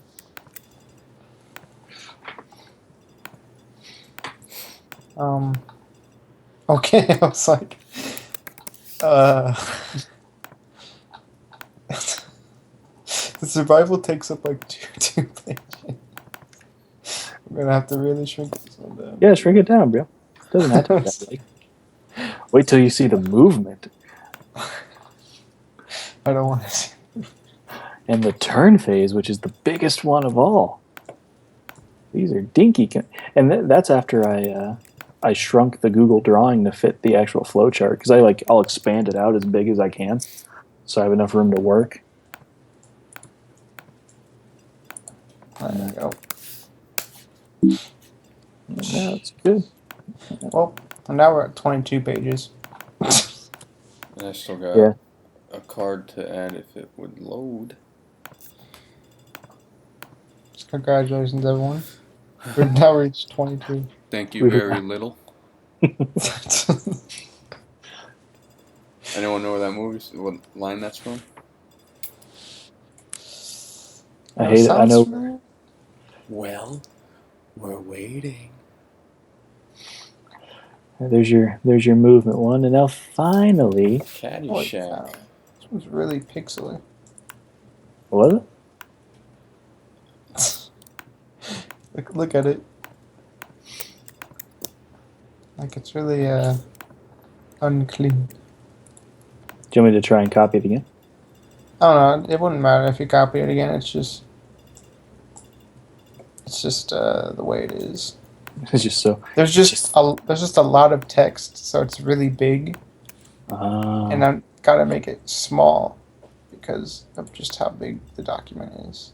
So it's going to look like weird. There's nothing you can do about it. It's just how it is. Just how it is. Yep. All right, so here's the last one.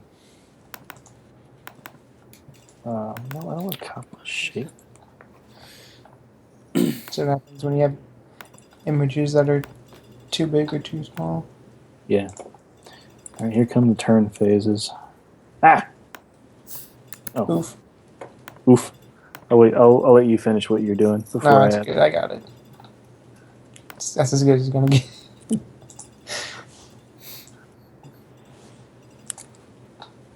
You can do whatever you want.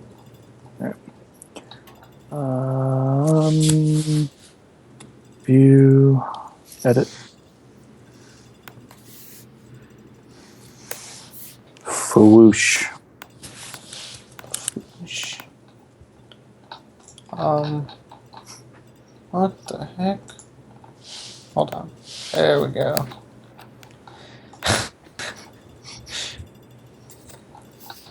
Yes. There we go. Ugh, son of a bitch. All is good in the world.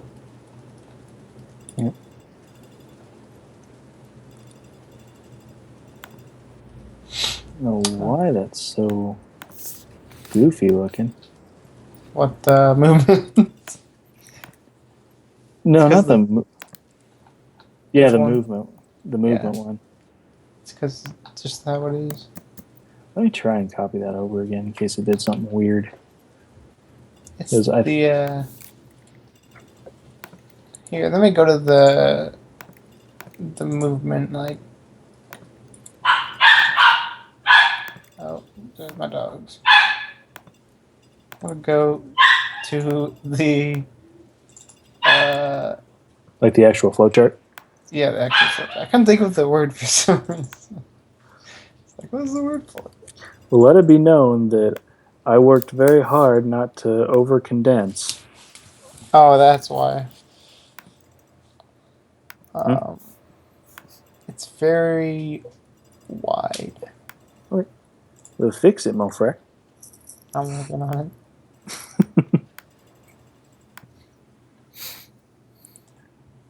All right. So all of our flowcharts are yummy now. Oh boy. Oh boy. Players collect dirt count reaches zeros. Players will die, lose.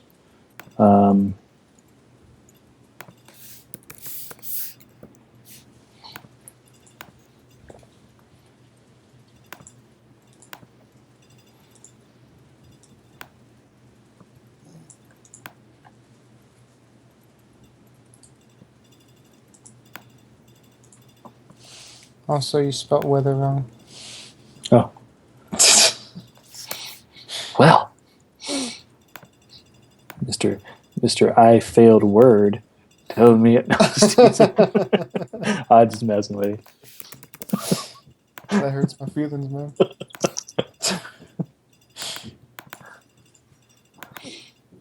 Oh Cuts man, deep. cuts deep. Okay, so the other thing we have to add to the board layout is the thingy-madoodles. Cordage. Yeah. I gotta say, Tyler, I'm digging your icons, man. Those look sharp. Yeah, I took pride in making them. You should always take pride in what you do. Alright, well, the only problem I'm encountering here is now I gotta label them. And you can't do that in fucking docs. Well, remember he said that when he said about labeling them, you usually you only label them in the concept document. True. So I don't think you need to. I think you're good, man. Alright, good. I think you're G to G. So now we just have to have a picture of the tokens.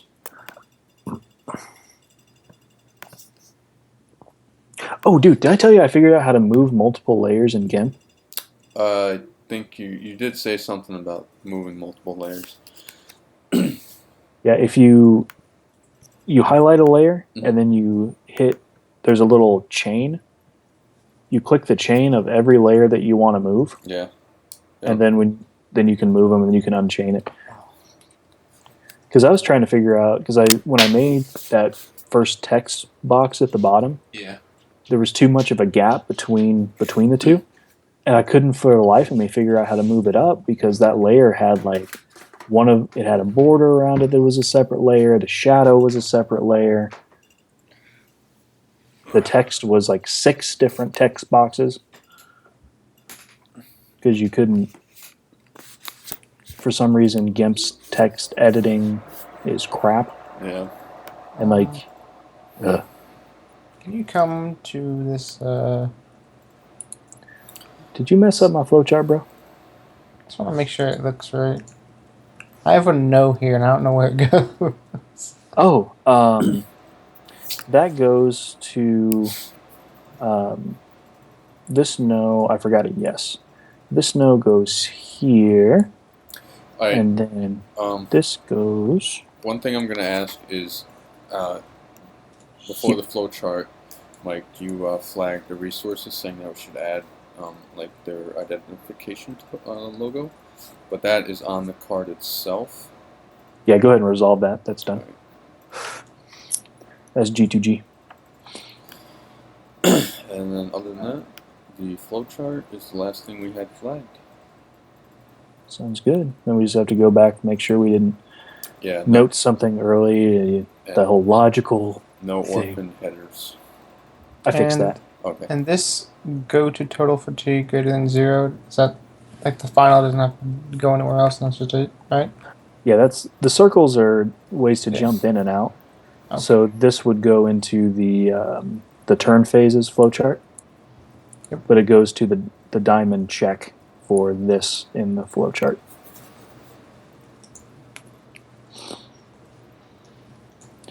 Oh no, it's broke. It's okay. I fixed it. Don't worry. Okay, I'm just trying to save as much space as possible. I know.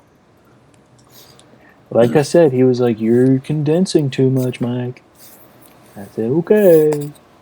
I condensed my foot right up your keister. Was there a I'm condense just on? kidding. I'm just kidding. In case you watch this instructor.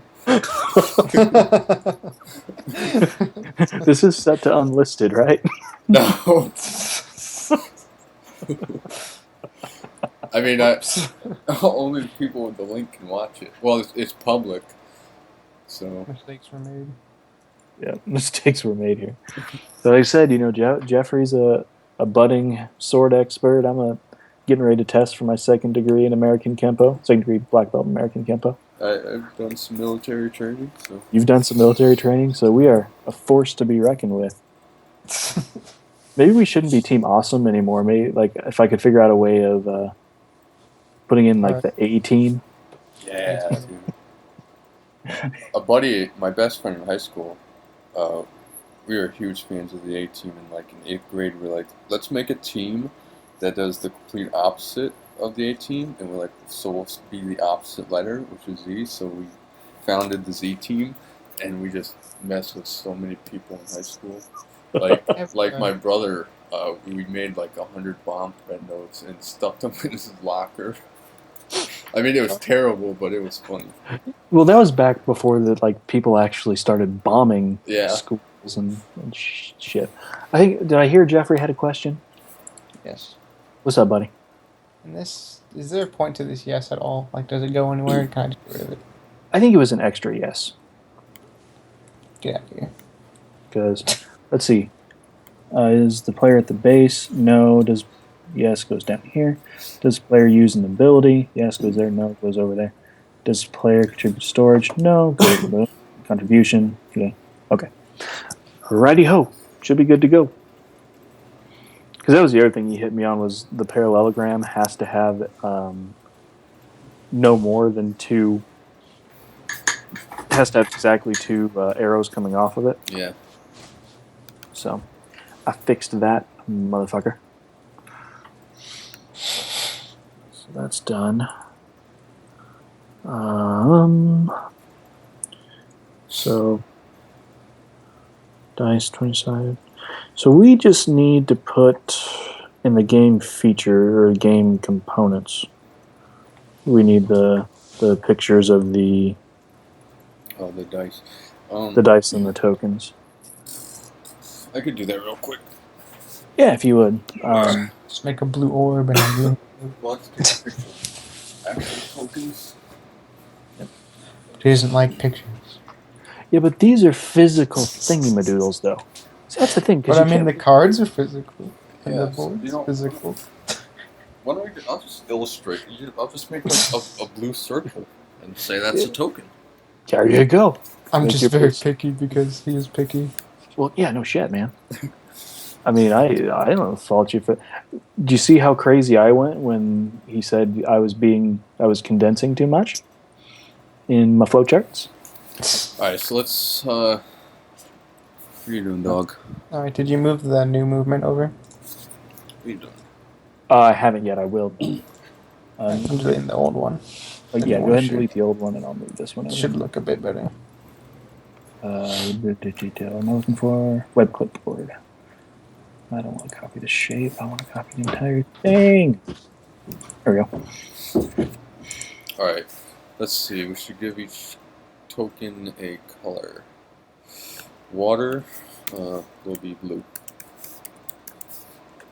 Because that's one of our paper tokens, right? Yeah, and I'll note that too. Paper token. Yeah, but Medical, we'll say, is red. And that is one of those marbles. What are those actually called? Are they marbles? I think they're called glass beads. That's what it was. Red glass bead. Is that B-E-A-D or B-E-E-D? I don't know. It's BEAD, maybe. E. Alright. Just knows. Cordage is going to be root beer. Hamburgers and woo beer. Oh, by the way, I'm in the rulebook document, kind of getting out some of the basics for it. All right, cool. I just realized I was muted. I was saying it's spelled B-E-A-D. I was like, and you guys were still talking about it, and I was like, I guess. He's like, B-E-A-D! B-E-A-D! Well, it's funny, because you start getting all pissed off because you're like, why the fuck isn't anybody listening to me? And then you're like, oh, I muted myself. I do that a lot when I'm on Xbox. When I'm playing something and I'm like trying to tell my teammates to do something, and they don't hear me, so I'm like yelling and yelling. My girlfriend's like, "Why are you getting mad and yelling?" I'm like, "They're not listening." And I'm like, "Oh, my mic was muted." All right, so we had there was clear was the other token. Yep. That should be Scavenge, that's the other token we have. yeah. Well, we have a food and scavenge. Let's see, I think there's 25. We'll say food is clear because we need 40 scavenge tokens. Yeah. So That's a bit better. glass, bead, and then scavenge. We'll say black paper. What do you think of it, Michael? I was throat deep in a cheddar pepper at the moment when you asked me that. Let me. Yeah, That came across oddly sexual. I did not mean to do that. Sorry, guys. Hey, Michael.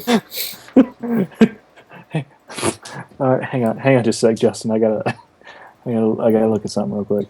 Now, I'm not gonna add pictures That's of better. the tokens in the GDD. I think that's something that'll be in the rule book. I think as long as we know what they are, then that should be fine. Yeah. Because when I looked at the rule books or the example prototypes you gave us, there was pictures of the setup and all the components in that. Mhm. So That's true. I think that would probably be okay for the physical ones, like the glass beads or whatever. yeah, because But right the now paper, we're the at paper ones, we might need one. yeah, we're at 24 pages, and if I try to add pictures of all the tokens, it'll. Well, you can shrink down the pictures if you need to. Yeah, absolutely. You don't have to have them huge. You could have it just, like I said, I don't think you need the glass ones. Yeah. Because the paper, the two paper ones probably do need a reference image. As long as you specify the color, I think Yeah, it should be. that's right. I said what colors next to or for the token. Okay, why don't we say like solid black. If you want to say like in the, I guess, place that you receive hexagonal. or whatever it's called, to be more specific. There we go. So what are we doing for the food tokens though? Food are the clear glass beads, right? Yep. All right. And water token. Food, water, Just a. So- I'm just gonna put a blue one. water, blue. yeah. Blue. Scavenge token, survival cards. Where? What? Food I'm should be brown. confused. Shitty. Shit should be brown. Cordage, red, water blue. Wait, why do we have? Oh, that's features. That's all right. So game components. 4 weather cards, 18, 18, 18, 20 food tokens, 20 scavenge tokens. We don't have the tokens for our resources in our game components section. They probably need to be there because they're in the general features. Well, the resources are like the water, the food, or the wood, the cordage, and the medical. I just don't see them in the like I'm looking at all the components. Oh, What are you looking for? They're not there. well, like Oh, is it? like this. Like the tokens, like the wood tokens up here. Yeah, like see they're in the general features, but they're not in the game components. So we just have to make sure we put how many tokens. Well, we have how many tokens? Yeah, I said Right below the cards. 20 water tokens. Oh, I Yeah. see. I'm a stupid. I'm there. sorry, guys. More coffee for Michael. Now, since we are going to have character abilities, we're going to need character sheets that explain their abilities. Well, We I have figured to that have would a be part of the image for rule that? book, though. All right. Yeah, I guess we can do that. That way we don't have to add extra. So the maximum amount of pages we know is 25, right? Yeah. Dang. We're at 24, yo. But though, hold up. All right. And Is that the maximum amount for the original document I think the whole or the document. revised? I think the whole thing in general. The revised can be up to 10,000 pages. Man, if this is a GD for a board game, I don't even want to know what it looks like for like an actual video game. Dude, it's hundreds of Yeah, thousands. Hundreds I of looked at the GT. I couldn't like. There's an article that compared the GTA 4 and the GTA 5 script, and it was like the Empire State Building to a fucking 2-story apartment complex. And that was just the dialogue script. Yeah, That wasn't even the feature set. I mean, and you got to think for like the world, the missions, everything added in the game has probably its own separate page. all the art assets, art documentation, technical documentation. Yeah, so it took us a month to do this. I think it took them like 5 years to do that. Yeah. Yep. Oh, I have to share something with you guys. So, my daughter, she's 5, is really likes to hang out with me whenever I'm doing like Unity tutorials or making games or whatever. And so when I told her this month we were making a board game, she was really excited about it. And she came in here the other day when I was working on the GDD, and she's like, "Daddy, I thought you were working on a board game." And I said, "Well, I am." She's like, "No, you're not. You're just doing the boring writing part." And I'm thinking, like, that's mostly what we do. They're both And- true. They're both true. Yeah. working on the board game, and I'm doing the boring writing part. Yeah.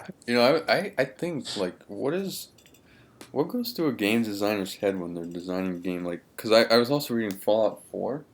They Uh-huh. actually were working on that before Skyrim was released, and Skyrim was released what 4 or 5 years ago, and they were working on Fallout 4 before that. So like this whole time, like Mhm. what did they do this whole time? They Well, write the Bethesda- document. Did you guys Hold on. Ugh, Did I you gotta guys take the dog hear out that? quick. Did you guys hear that as a game designer, you should be designing games that you don't like to play? Yeah. And that's basically because, if you don't like those games and then you go to start designing them, you start adding in elements or giving ideas that you think would make that game better because you don't like it. I have heard that, actually. makes sense. I was talking about a guy, or was listening to a podcast. Now he was a developer, but he wasn't a designer. He was a programmer. But he said, I was working for Madden, and I hate football. I love designing football games. Because he's like, part of the fun for me is they add mechanics to add certain spin to the ball and all the other stuff that he's got to code in. He's like, and I love that part of it. Spinning stuff. It's always fun. Oh, that's what happened with our orphan header last time. Fixed that. What happened with it? Basically, like the symmetry, header was on one page and the paragraph was on another page. Really? Yeah. It's awkward. So that's why he was like orphaned header. That's sorry.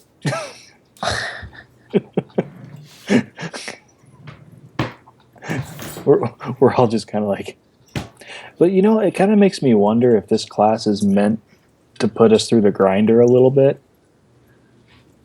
Understanding that we're trying to make these strategy games with no idea how to do it, come up with something halfway decent, and then we start learning like game balance and all that other kind of stuff. All right, I'm back. Yeah, I'm really excited about next month because it's level design. Yeah, It's me like, too. That's like a really big thing I want to do is level design. Oh my Was goodness. it level or usability? Pretty sure it's level design. If it's If I remember level correctly. design, I am gonna go ham. Here, let me look at it real quick again. My gosh, I love level design so much. Yeah, I love level If design. only there was a way I could show you guys my amazing Shinonuma remake in Far Cry 3. I actually looked that up on the Far Cry community. And by the way, yes, it is level design next month. Okay. Is Fantastic. usability after that? Yes, usability is after that. All right. Cool. I wonder if it's another team assignment. Followed by class. game mechanics. Yeah. See, I wish we had game mechanics before this class. Yeah. I mean, thankfully, like I said, the dudes over at the St. Louis IGDA Game Developer Co-op are freaking the most amazing people in the world. And they were the ones that told me, whenever you're balancing, because I was trying to figure out how to balance the decks. And they're like, start off with 1, 2, and 3, run it through Excel like this, and do this, and you'll kind of start to see a trend. I was like, huh. That group is fantastic. Any question I've asked them, they're always like, they'll point me in the right direction, and no one has ever, made me feel stupid for asking a question. Oh god, not this stuff again. Okay. What? Hold on. Ugh, that's my dog. You say you had your puppy. His first night here, he doesn't want to be in a cage. I don't like locking dogs in a cage, but you're not house trained yet. Grab. Do you have a stuffed animal you guys don't use? No, not in here. Do you have a rag? I There have, you go, yeah. first. Rub that over, just over you. Yep. And then put that in there with him. And then what we did too is we got a a little alarm clock that went, or just a analog clock that ticked. And we put that in there with our puppy, so it's supposed to mimic, the heartbeat Oh, and to calm them down. But it worked for our dog whenever she was a puppy. But that rag, they'll have your smell, yeah. and it'll calm them down. I think he's hungry, but I'm not gonna give him food because I don't want him pooping somewhere. Welcome to puppyhood, man. Yeah, this is like my first actual dog. I had a dog when I was, younger, but this is my first actual dog, and I'm a little nervous, like a kid. Oh, you'll be okay. You'll figure it out. Survived in the row. Now here's a question. Do we need to add something to the board where they can put completed goals? No, I was thinking because, maybe we should. I just figured, when I did it, whatever I completed, I just, put to the side of, like, the mat itself. We can just note that. Yeah, we can just note that in the rules. Like we could, have a picture of the setup and have a completed goal card out here to the side. I think it's that'd be always fine. important to have like a designated spot. It just causes like, I don't know. It just feels so unorganized. And if I have ever a game where it's like, what do I do with this card now? I mean, like, you can always read the rules, but who reads rules? Well, we also designed it too, so we're like, oh, well, we know we need to do this, but Yeah. I just think about like, because I know my family is very picky about how the game works. apparently so's our instructor. For good reason, it's not a bad thing. Yeah. Well, I'm fine with like being picky, but I don't know. I think it's a bit harsh for like the thing without knowing everything that we had to do. Well, yeah, and our first GDD, and we're like, look how hard we worked on this F project. God. Yeah. You put in so much effort and got so little out of it. Yeah. Well, it's funny because I knew we were going to get hard for clarity. I knew we were going to get hit hard for that, and not because it was necessarily the rules themselves were unclear, but the mechanics weren't really defined yet. Yeah. And started working on that, and we got. I think I saw the grade, and then Tyler messaged me. "Did you see the grade?" I'm like, "Yep, I'm working on this right now." Yeah, I sent an email out and I was like, I want to look at the grade we got. Well, I had like a mini heart attack when I saw our grade, and then I looked at the class average, and then immensely felt better. Yeah, the class average was like still an F. Yeah. Okay. Do we need a graphical representation of the regions? I don't think so. We'll say C. I'm just going to put C board layout. C board layout in rules and mechanics. Dash game setup. And rules and. Right. I said completed goal cards can be placed outside the board to keep track of progress. And if you want, you can say in parentheses page 13. Yeah. Yeah. No, you definitely know where it is. Yeah. And Tyler, what we can do whenever we take the picture of the setup board, we'll just have like 2 survival goal cards out to the side and put a little circle by them. Okay. Cool. Okay. Yeah, Every region has a food space. Every region has, so this should be food spaces. And resource spaces. Food spaces, resource spaces. Did we ever come up with a name for our weather? No, I think weathers. Yeah, just weather. Yeah. Weather spaces. Yep.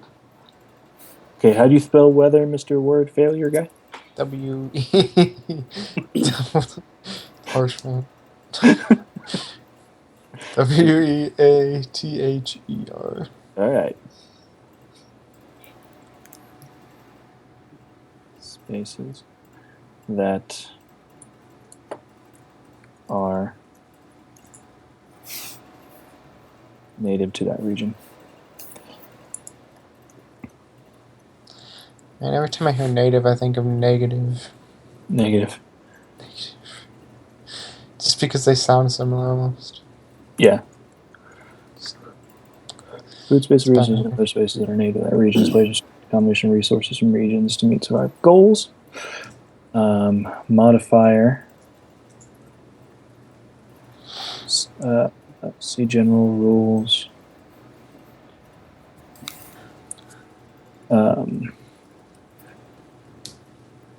So there are only these three spaces: the food, resource, and weather. Yeah. Then I'm gonna add an and. Oh, perfect.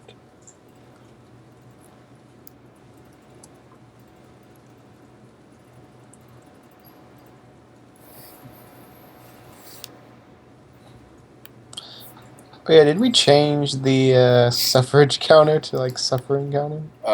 We changed it to endure. Endure. Yeah. Endure. Mhm. Is it just endure counter or just endure? Yeah, it's just endure.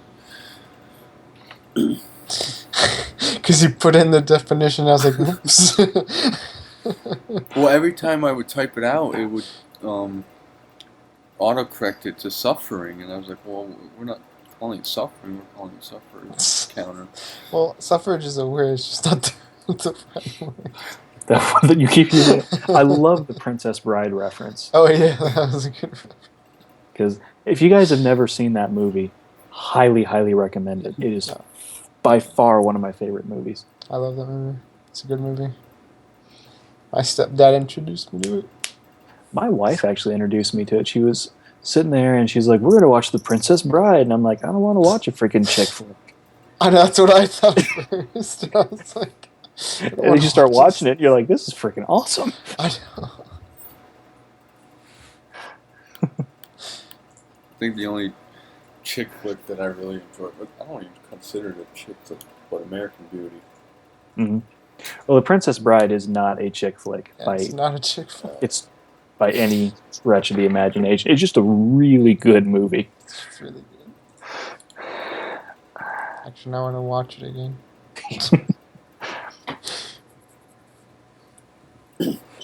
It's got, let's see, who was in that? Carrie Ellis.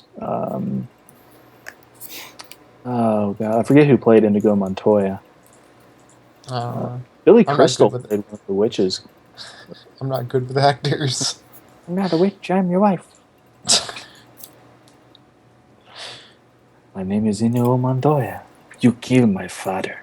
Prepare to die. That's where that quote comes from, by the way. Yeah.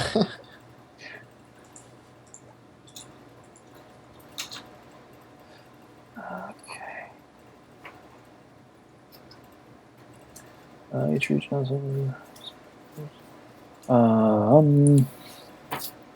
then I need to. Alright, I think updating the version Go for it, bro. Yeah. 2.0, or was it 3? I put 3. 3 point. With the amount of changes that we made, Yeah. It's 3.0 now. it's 3 point now. The changes are real. Food clean. Should we put how many forest regions there are? Should it be like one forest region? You know what, dude? As picky as he is, I think we probably should. Just to be fucking safe.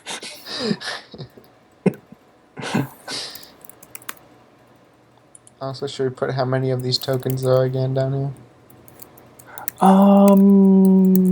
Wait. Yeah, might as well.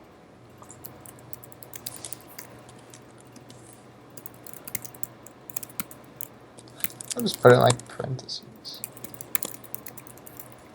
Just it's kind of like there, but at the same time, it's not there. I don't know. It was I remember I was talking to someone once, and parentheses were used as words that were there, but also not there at the same time. I kind of like thoughts. They were thought bubbles. Yeah. I don't know. It probably sounded really confusing.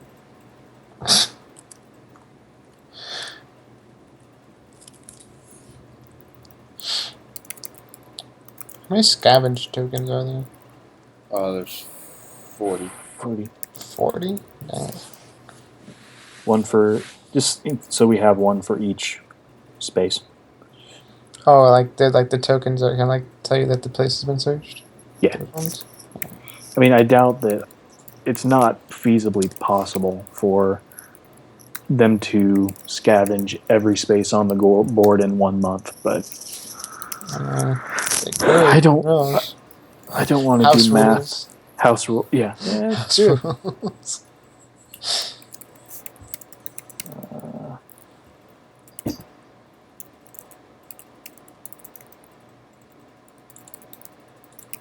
You should put a skull paper token.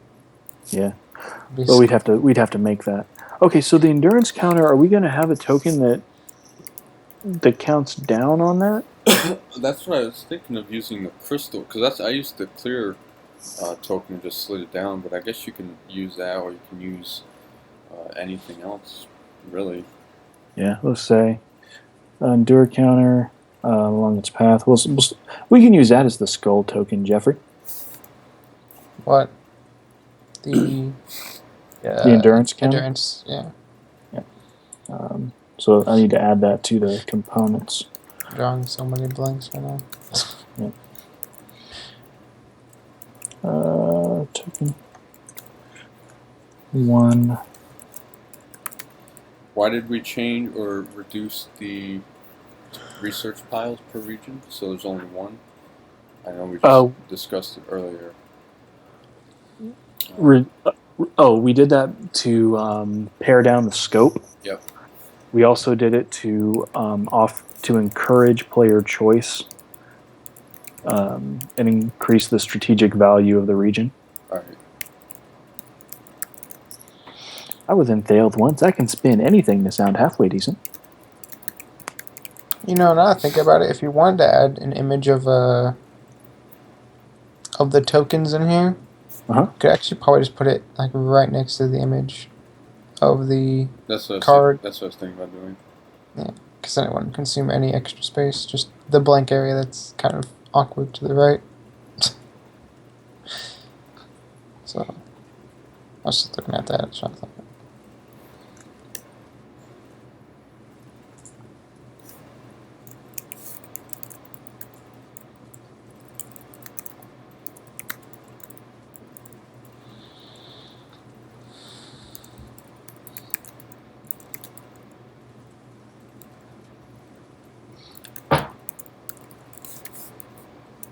and there are no food cards, right? Nope. Food is Nope. strictly a token now. Alright, just making Based sure. on a die roll. Okay, game setup, shuffle, sort resource cards in their respective. Remember on game board, place resource, scavenge food tokens in their respective positions. No, on game board. Radio comp. Should we have an example of what the survival goal card looks like? We do. We should, yes. Yeah, there should be one. I can get in there and add that after I finish up this. Yep.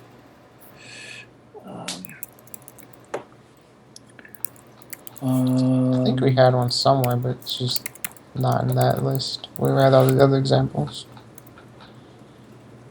Phase 1 and 2 are fixed cards that are active before randomly choosing.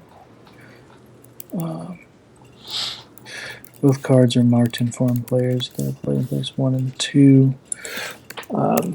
They should be placed at the top of the. So I want to make sure that these images are like JPEGs or PNGs.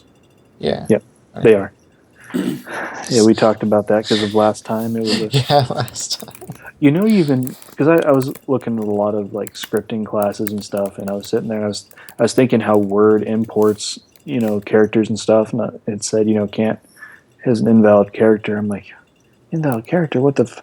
Oh, it's the image. It's a god. Dang an image. Ruin everything. By the way, did you hand draw these little symbols at the top bar of the cards? Or are they like little images you found? No, I made them on Google Draw. They're pretty good. Thank you very little. God, like I like them. They look sharp. No more compliments for you. No more compliments for you. God, I wish Tyler would actually do something instead of like dissing I everybody. know. I know. He's Well, getting like, some zeros this Let's week. get some That's your zeros own from me. opinion, man. Speaking of, where's Justin? I haven't heard from him in a while. Justin. Oh, I'm off working on the rule book. Okay. He's I've a step actually ahead of us. I've got a good chunk of it in so far. Sounds good. He's working hard. Oh dang, he really is working hard. We will mangle your hard work tomorrow. Yes, criticism. Well, no, not criticism. It's Just the best chunk it form up. of flattery.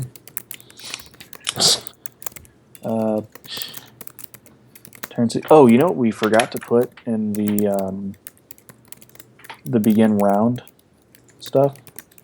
We forgot to tell them to place their standees at the base. Oh yeah, that's true. Oh, I'll fix all the grammar. Oh yeah, there was like a grammar problem where like we had two words like, right next to each other. And nobody caught it. Yeah, I was like, I caught some of them before and I fixed them, but there was the one and it was like, I think it was like ones, and one had an apostrophe and one didn't.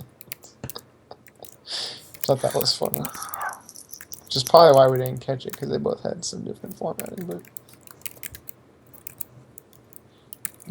Oh, Michael, I was gonna ask before. Will you be able to go into that illustration for the board design again and add a couple things to it? I mean, I think it's saved as a Google Draw image, right? I think so, yeah. Yeah. So I mean, we can go in and probably all we'd have to do is just expand it out and add another like row around it, or just Basically- use. Dude, you know what we could do is fuck that. I mean, we have this this empty space around the backpack. Yeah. We could just add the whatchamacallit right there. And just change the color of the space. Yeah, so far we could use a fatigue counter and a weak tracker. I think that's all. Mm-hmm. Yeah, and we could just the fatigue counter, since it's the same for all players, we could just put it like. Actually, what we could do is just make them just a little bit of a different color and have them go along the backpack, like on Well, the right side of in- each. I think me and Tyler were talking about how if a survival goal is failed, then the person who contributed the least would get the negative effects. Yeah. And if the month after is also failed, then it's that person again, and the person to their right gets the negative effects. Yeah. well, how No, did no, you- no. So in that case, each player would need to have their own fatigue counter. Well, yeah, that's what I mean. But I was saying, you see how, like, if you're looking at the board layout, and I'm looking at the top right corner, the backpack, to the right we have this little border of empty spaces. I was saying color those a different color and use so it's still kind of attached to the backpack, and that would be their fatigue counter. I wasn't talking about changing the mechanic. I was just the placement of where it would be on the board. Yeah. I really like how we used up some of that extra open space on the board. Yeah. I think Tyler put this together. It's And then pretty snazzy. I remember I was talking to you about the hexagon idea, and you're like, I don't know. And I was like, let me draw it for you. I don't really like the hexagon idea whenever I first heard it. yeah, I was envisioning more of a using the square because I thought we would draw things on it to make it look like an island, and a square would be like a grid. Yeah. But How feel many total survival goals are there, by the way? 15. 15. All right. 15. One less than 16. Yes. Yeah, just a sec. 85 less than 100. Again, with those big numbers.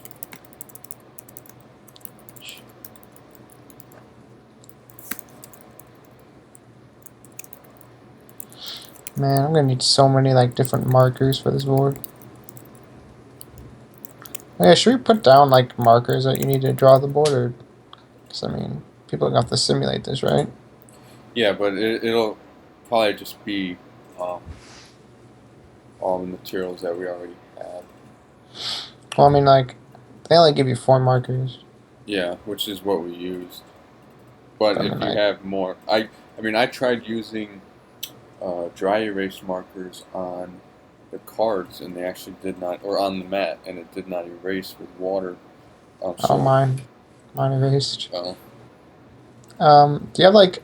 Okay, so have you ever heard of these magic eraser things? yeah. If you use those, they like come off without like any problem whatsoever. Really? I'm not even kidding. It just wipes like straight off. I was like, 'cause, like it was like difficult to get mine off, but I could get it off. But then my mom was like, "Here, use this magic eraser," and I'm like, "Okay," and it goes wipes straight off. I'm like, "What the? Heck? This is so much easier."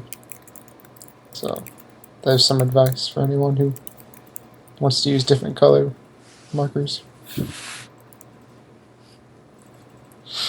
Because I had the same problem, so.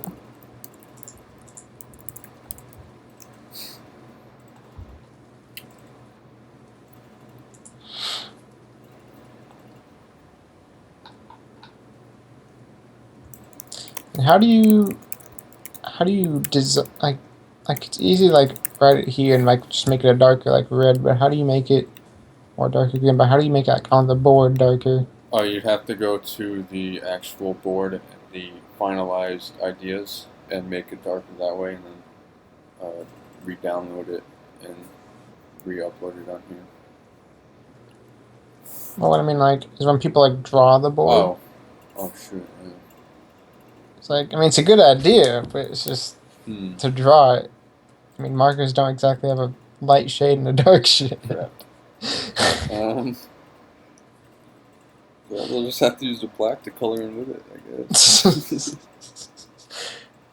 I mean, you could say like, I guess like, border the certain squares, some. Whatever. I'm sure they could agree. I mean, if they're gonna create it their own, I don't think anyone's gonna really try to create it the same way we did. I mean, maybe the tiles, but like color-wise, I think they'll probably just do whatever. It was just an idea. I was just thinking. I was like, markers don't exactly have a light color. It's not like a crayon or something like that. But I mean, it's a good idea though. And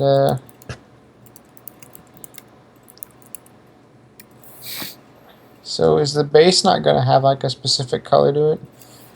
Nah, I kind of just to, Just put a B. yeah, just to make it stand out on the document. I gave it some colors. All right. Probably no like colors not accurate or some shit like that. And it wouldn't be that hard. You just like if you just wanted to take the image for the board layout and like in parentheses below base be like colors very, not accurate. very, Yeah. yeah. It's like there's just be like there's no actual color. Colors vary.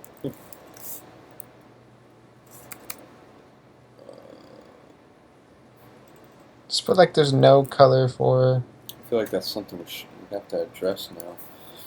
Because if we have to, if they have to remake the game, then I mean, you could just put in parentheses like colors base- optional. just be like the base and whatever colors are like don't have to be there. Just I'll be just- like I'll just say it's optional. I mean, they don't have to necessarily color it in. They could just outline. yeah. Just put like color shading is optional.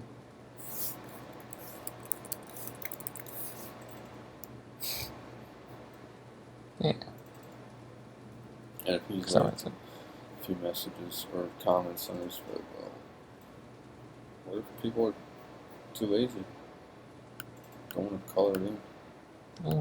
I mean, I don't want to color it in. I mean, to be realistic here, I don't want to color it. I also have a problem with coloring things in with markers and then like putting like a dark like another color over and then like the other color that was already on it is like on the Yeah. other color now. It's just I don't know. It's just messy. It just doesn't work out. Also, I'm centering this. Oh, it's part of the. Is this part of the? Oh, the pic. I don't know. I just put them in there. I want to center them. It's a good idea. I wanted to center the word below it. Oh, no, I just tabbed it a couple times to make it Oh, fit in the okay. middle of the board. Oops. Oops. Fixed it.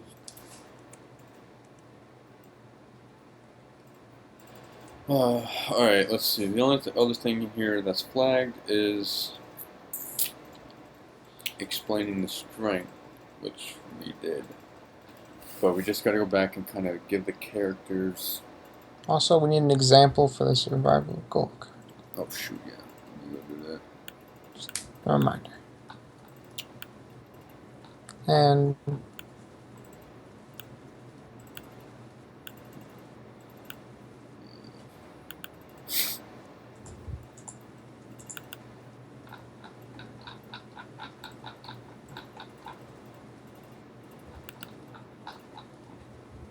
okay, there's a lot for version 3.0.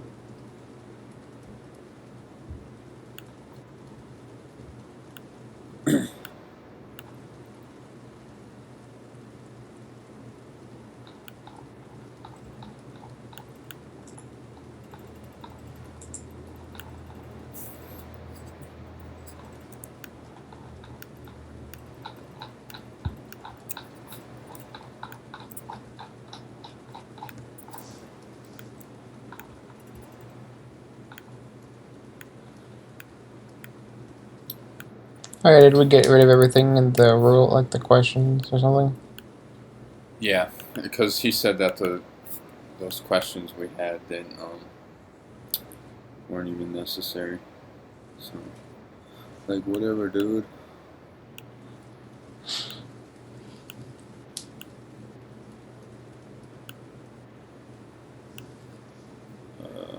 Gold card is.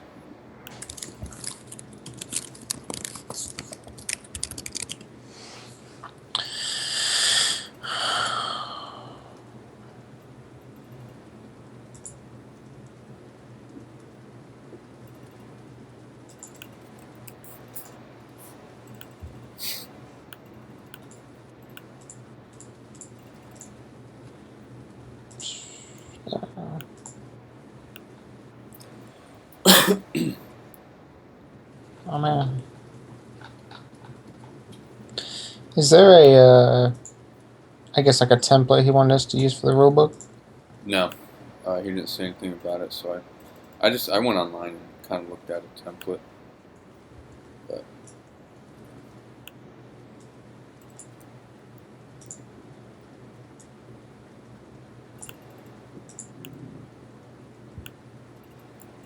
I feel like we're both trying to mess with things. I'm just gonna stop. That's good.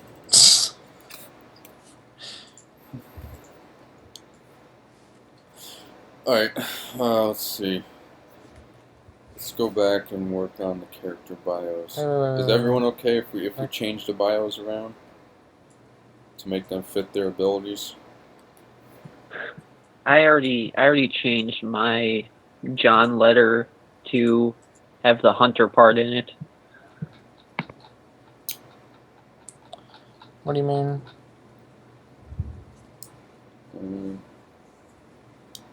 Like you changed his bio around? Yeah, just kind of the last sentence in it. Over the years, however, he has taken shine as Butler Jews who has. Alright. I guess that works. Let's see.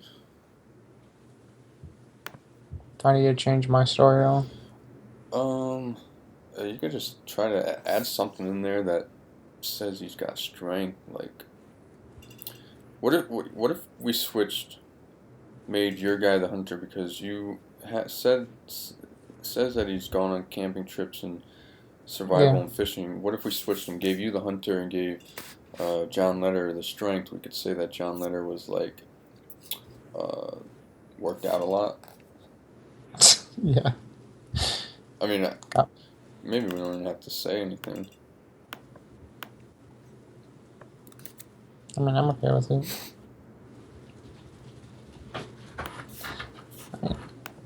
I'm okay with either way. If I need to change it, I can change it. But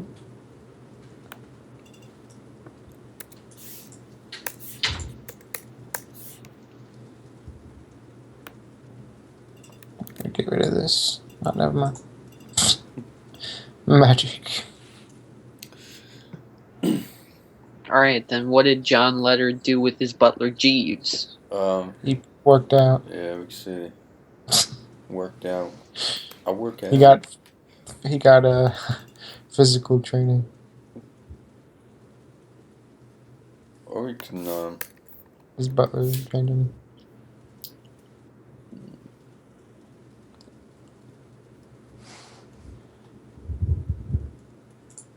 Oh, what the heck? Oh. Apparently Steam wants to restart.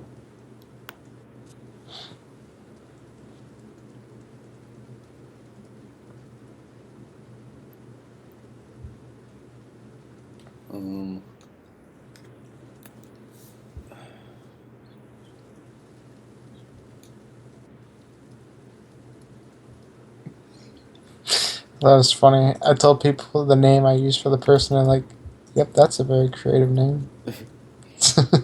we might have to change that. I feel like having two Johns will complete or confuse the person. Like, I want to be John.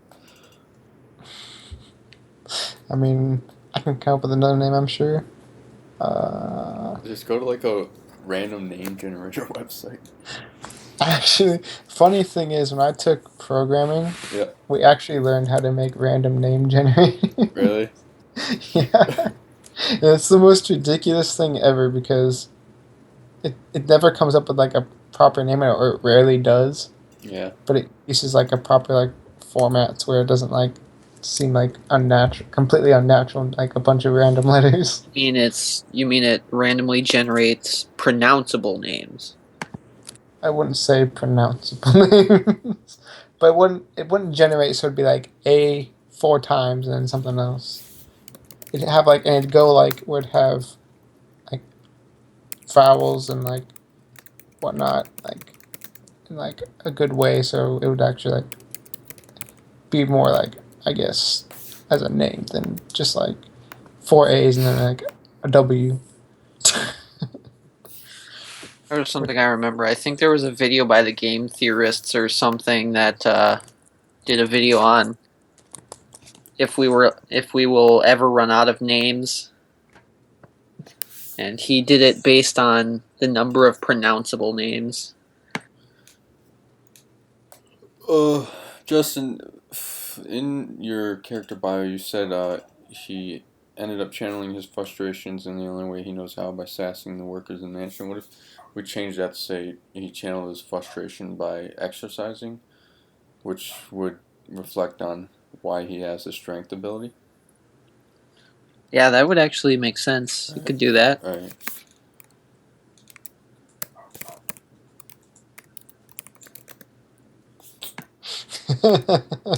I'm going with this name. I'm going with it. I found a random name generator, by the way. Got this. Fatty Joe. Fatty. Hold on. There we go. Yo, dude, that's like, we could say that sounds like an Australian name or something like that. Fatty.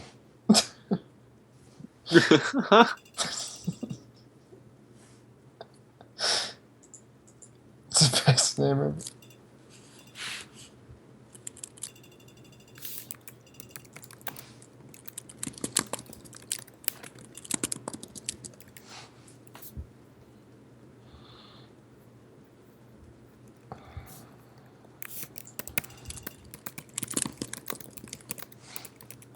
Where'd Michael go? I don't know. He just Maybe he accidentally muted his mic.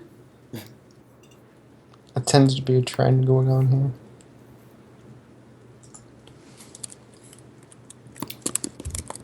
here.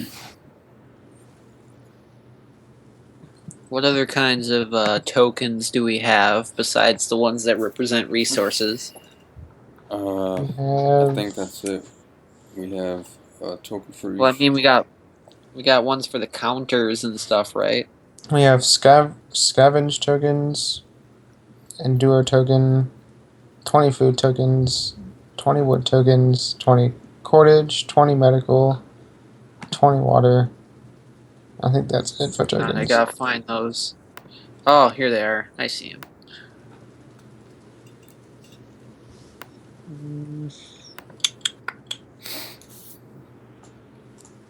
I specified how many dice we had. And how many rule books we had. Okay, watch out. The teacher might comment on that. Right up under tokens, it says plastic beads, and then down below it, the rest say glass beads. Who put? I put glass one. Who put plastic? I don't know. I didn't put anything. Change it back to plastic or glass. Wait, was it? Someone put plastic. That's right. Fantastic. I'm gonna call out who did it, and I'll tell you how I know who did it. How do you know? It was Michael because he double spaces a lot between his words. Oh. Alright, so let's see what I need. 20 food, which is the clear beads. And I'll take a picture tomorrow to put in for it.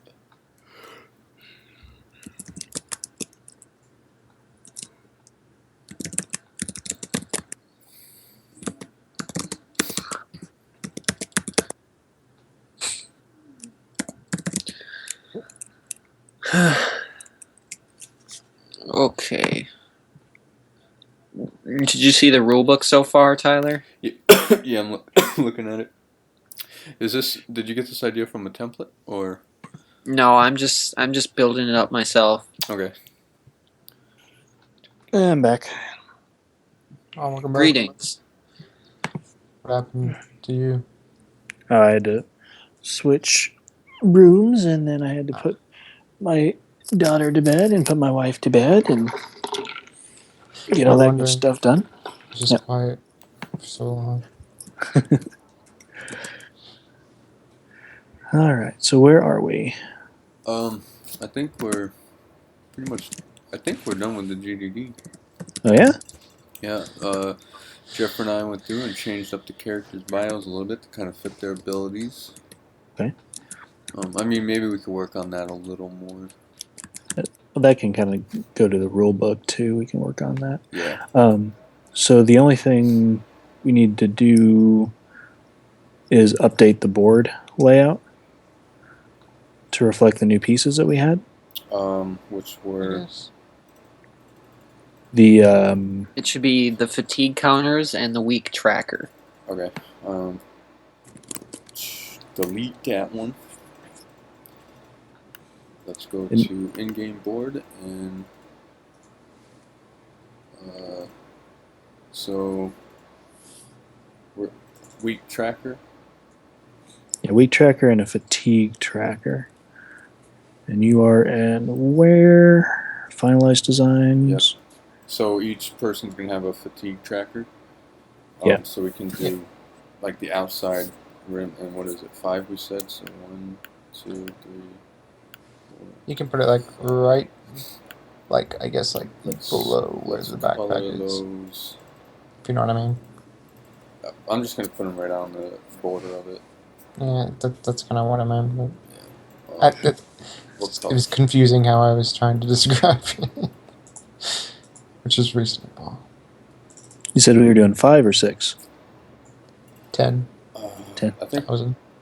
we'll do 5. We'll start at 5. Okay. So Yeah, I vote 5.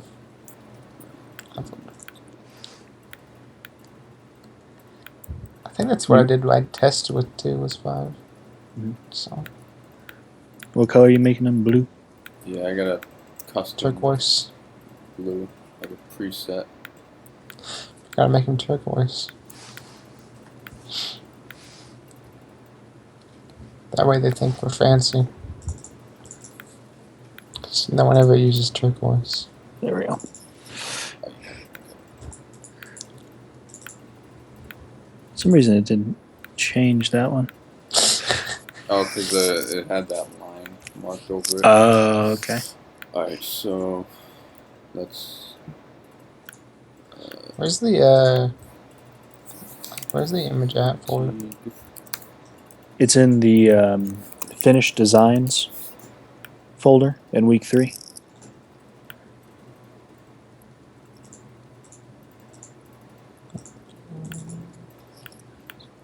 Oh, There you go. And then you said, what was the last thing?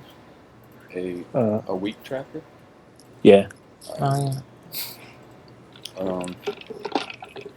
Probably do that. Yeah, I was going to say like right in that area. Oh what? A weak, A way for them to track the weeks.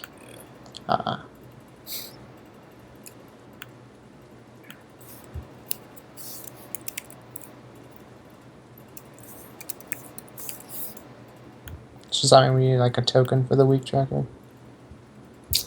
probably. Mm-hmm. I'll put 1, 2. So you beat me to it. Do that for all the. You'll start at the top being 1 and then, Yeah. Well, let's see. or do you want to have it 5? Yeah, because the players will be sitting on that side there. 3, 2.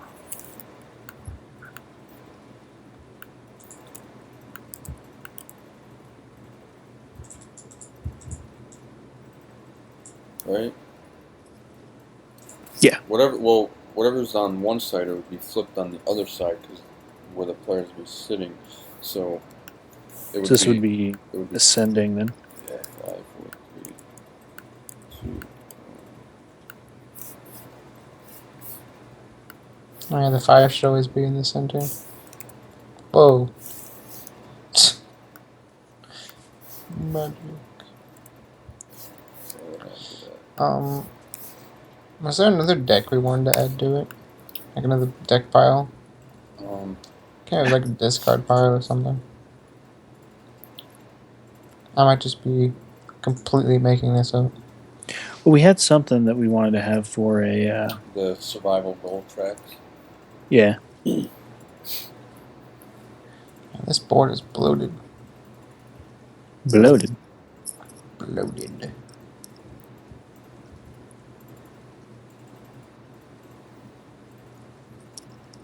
Why do you say it's bloated? The only thing with I'm just saying there's a lot on it now. with Oh. adding like It's a good use of empty space. a monthly goal pile that they complete is if they have the cards in there and they use up all 15, then they'd have to go through and shuffle them in. So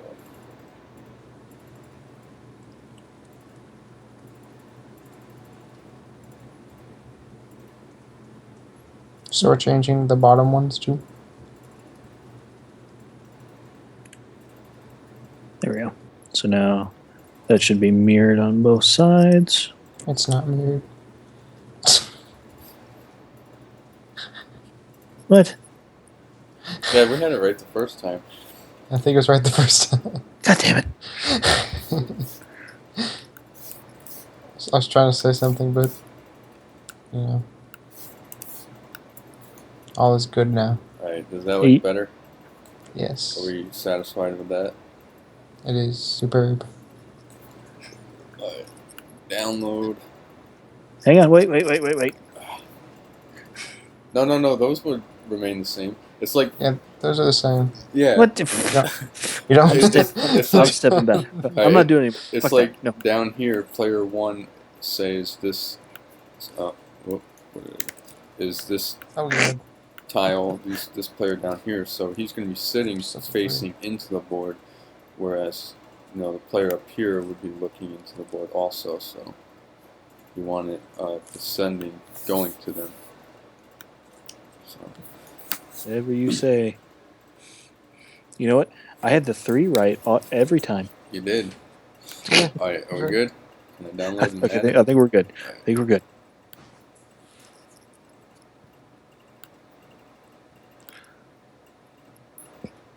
And you guys went through and checked and made sure the logical progression was good, right? Yeah.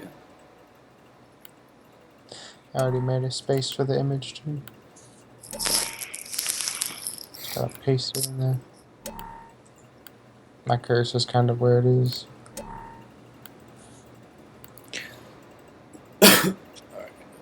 Hey, we're still at 23 pages. Well, we're gonna go down to 24 and put this in. Yep.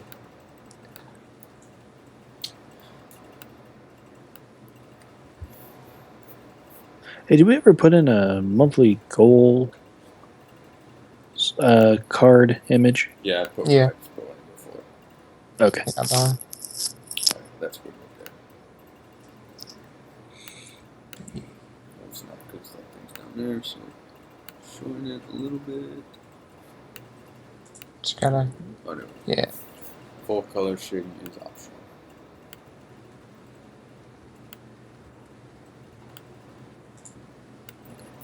That's good. Leave it just like that. Wait. No, don't press tab. Why not? Because you can do this. I just need to center it. Poof. Oof. Alrighty. So far, I think everything is good. Let's just make sure there are no orphan headers. Triple check. Triple check. Last revised date is today. Table of Think- contents. We got to update the table of contents. I thought the day was the well, the table of contents should update automatically, shouldn't it? I don't think we added any more headers. Yeah. Okay. Alright, so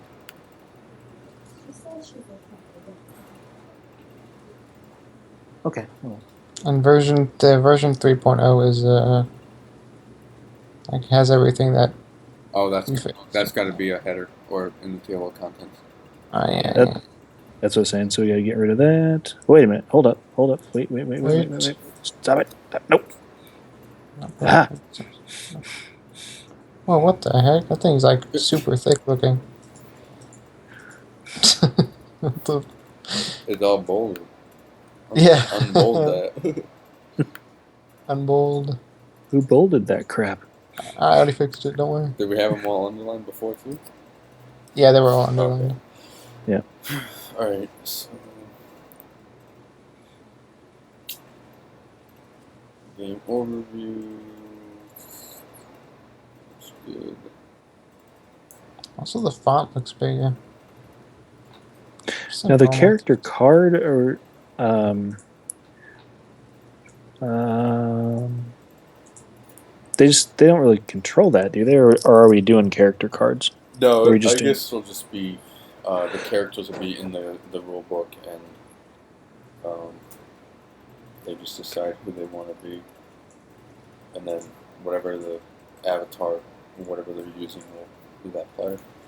Mhm. So Oh no, we have an orphaned header. where? Oh shit! Hang Where? on, I got it. Where is he? I fixed it. What source of black magic is this?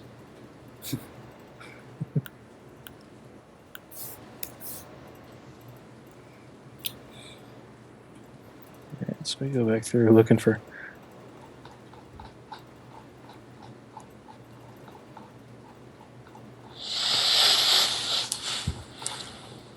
Well, it all looks good to me. Turn sequence. Did we add the player abilities into the turn sequence? We didn't.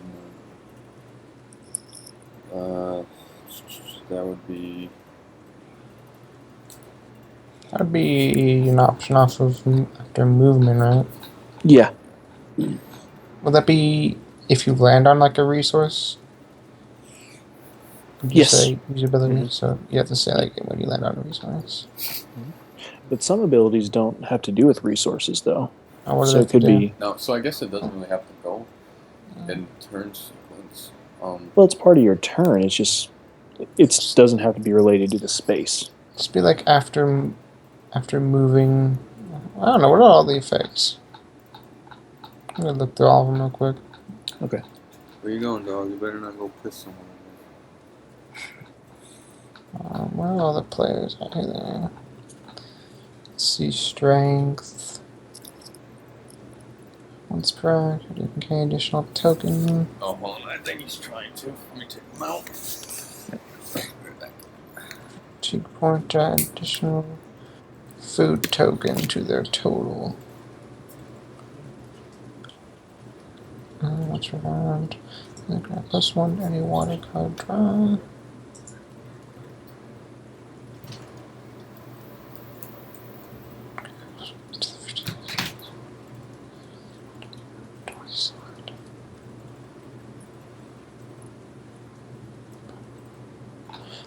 Alright. Man, that's really confusing. What's confusing? I feel like you need to like whenever you describe like using abilities, I think you need to put the abilities strength and athlete. I think need to be the option.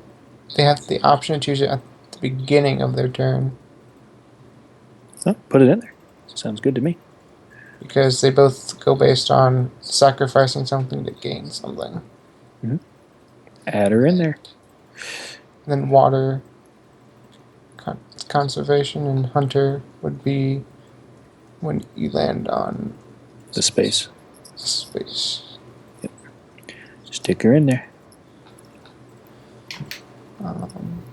Where is it exactly? Why is there an anonymous panda in GDT? Anybody else see that? Who would be? It's an anonymous panda. It's somebody that's logged in that's not, or that's in the drive that's logged in.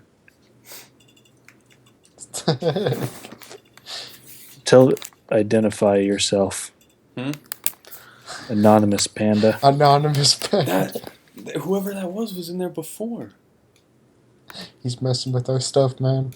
He's messing with our stuff. Someone was in as the panda before too. It's not David because I think David has. I think he has a picture. Open up group chat and ask him who he is. How do you open up group chat? Or I'll do it. Yeah, I got it. He's like, yo, Panda, who are you? who are you? Oh my, that's spooky.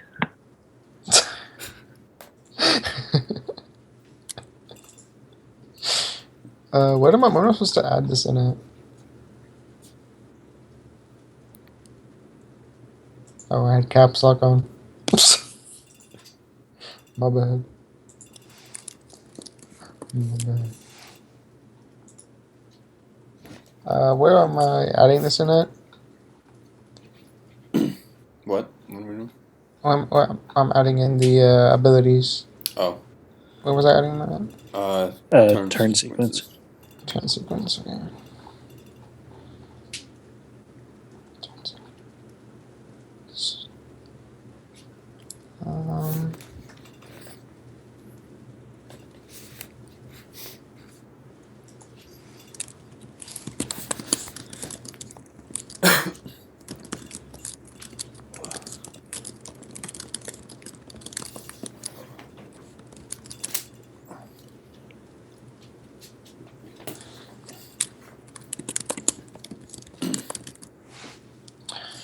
Um, it was athlete and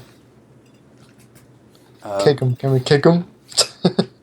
I don't know how to kick him out. It's Panda, man. It's creepy. And the only person I could think of that it could be would be David, but He would have said if he was on. But you ever see that movie, Unfriended? No, I haven't. Oh, it's kind of like that. Like there's someone in the. We're all on Skype, and that's what happened. And some random person, which was like the girl that got murdered, like her evil soul was in the Skype chat, and like said she was gonna play a game with everyone, and if anyone left, they died. I just want to know who it is because they could screw up our document. Yeah. Well, check the revision history. How do I do that? Right up where it says all changes saved in Drive. Couldn't be the teacher, could it?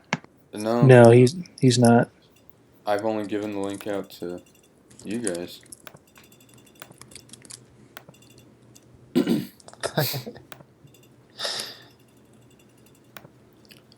Whoever it is hasn't been. Here are the people that have the link. Me, David, which is sent. He has it on his Gmail account. Michael, Whoever was left. Justin, Jeffrey, Michael's Full Sail account, Justin's Full Sail account. So it might have been somebody that, got the link through their Full Sail account because they would show up as anonymous because it wouldn't be a Google account.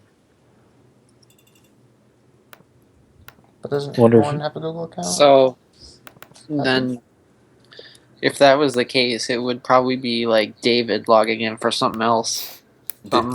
Or somebody using his computer and just.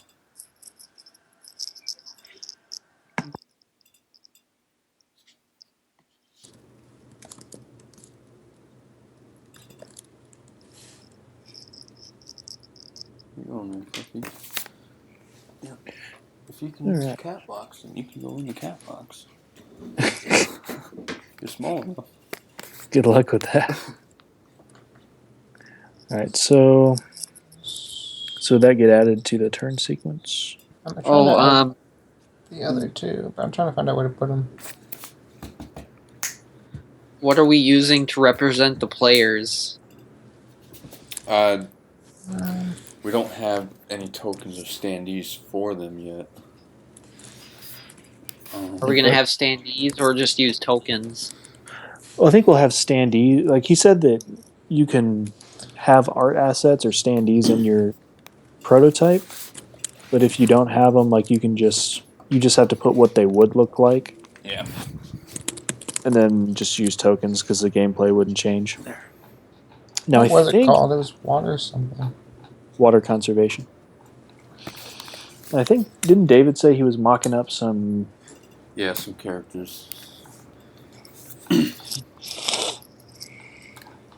Okay, well, in the rules, then I'm just gonna have it as tokens, but I think I should have some like different shapes or something to represent each character. Mm-hmm. Definitely. Okay, so let's see.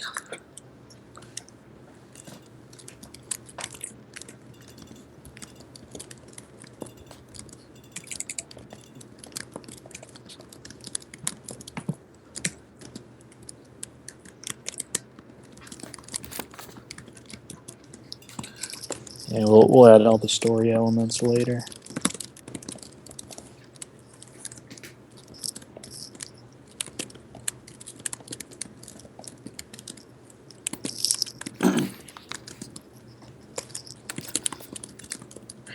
So I'm gonna insert the. Well, the card images are gonna be part of the appendix. Alright, I added it in, but you might want to read and double check I added in either in the right spot and if they make sense when you read them. 'Cause sometimes I either describe too much or I don't describe enough. Just want to make sure it's at a good spot. Players can spend fatigue points to move around and search. Resources, food tiles for layout. The turn.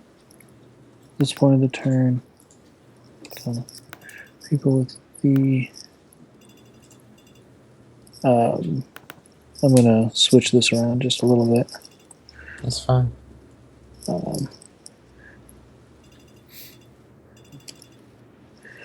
Whether or not they use their ability. Displaced hunter the resources. Okay. Player choose land resource space and search resources around the health card resource deck. Player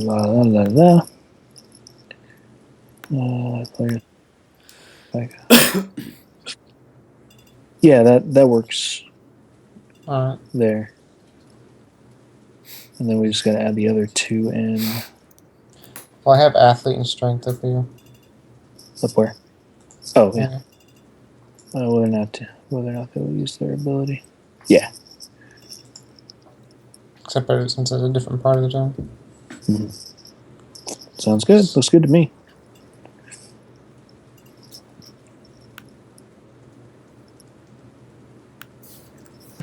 All right, nice.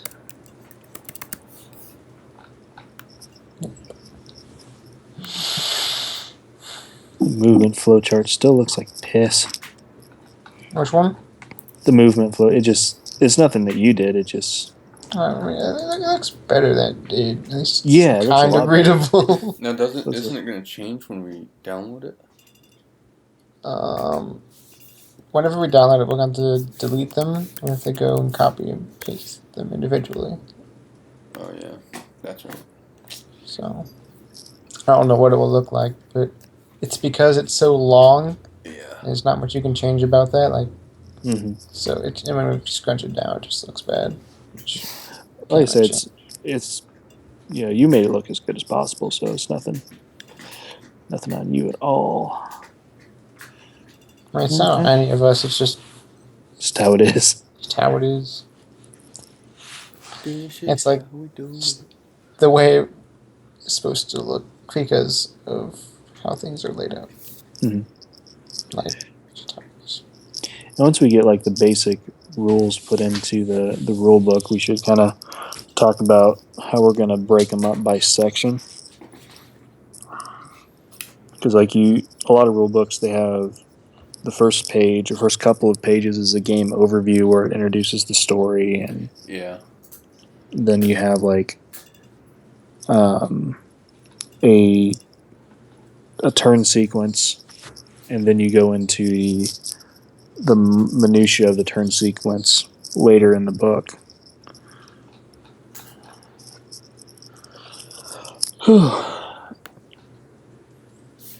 I'll figure that out tomorrow. Yep. Yeah, we're hitting 11 o'clock. But hey, we got our GDD done. Yeah, I think that's done. We'll save it for Saturday. We'll go over it again tomorrow. Yeah, I think that's a good idea. And Saturday we'll download it, do everything, errors, and I'll submit it. So you got the GDD, you got the rule book. I'm gonna post that. Let's see if I can. I've watched about half of this so far, but this is what I was kind of using for trying to learn some creative formatting in Word. I'll post the video in chat. Oh yeah, can you post me a link to the thing to make like the board? Oh yeah. I'll do that. So I can just kind of mess with that for a bit. Sure. Okay, here is the Word tutorial thing.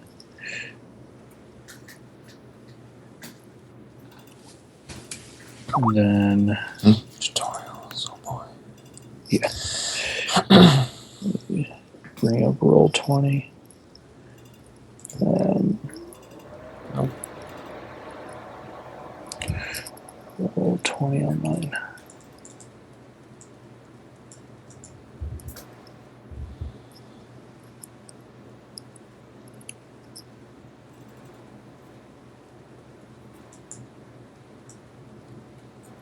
Try that one and see if this works.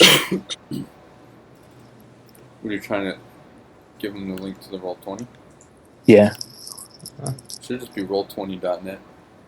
Roll20.net. Okay. That's what I got. Bookmark.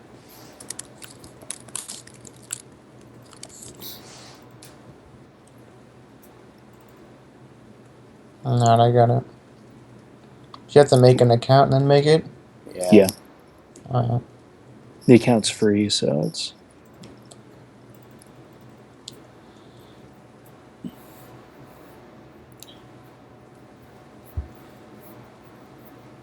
Oh, I got so many shows to catch up on. Watch a couple tonight. I'm probably just gonna go straight to sleep. Yeah, same I'm here. so tired. Gonna pass out and Saturday evening. I will probably be on late, Okay. Oh So, yeah, I might be on late too Saturday. so I kind of talked to you guys about that earlier in the week. That we've got a date night planned on Saturday, but Oh yeah, that's right. What are Depend- your plans? right now I know we're gonna go out to dinner. Gotta And that movie.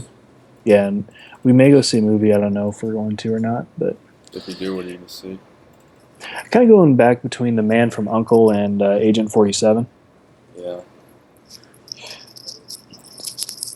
Well, So- if you're more of a 007, then the Man from U.N.C.L.E. seems to be that kind of fit. Agent 47, if you're a fan of Hitman. So I loved the Hitman games, but yeah, it's kind of a hard thing to put into a movie. Yeah.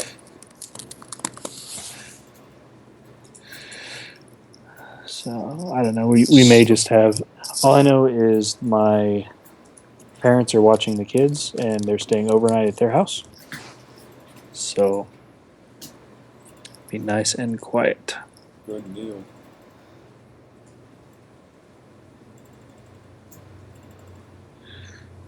But I will be on,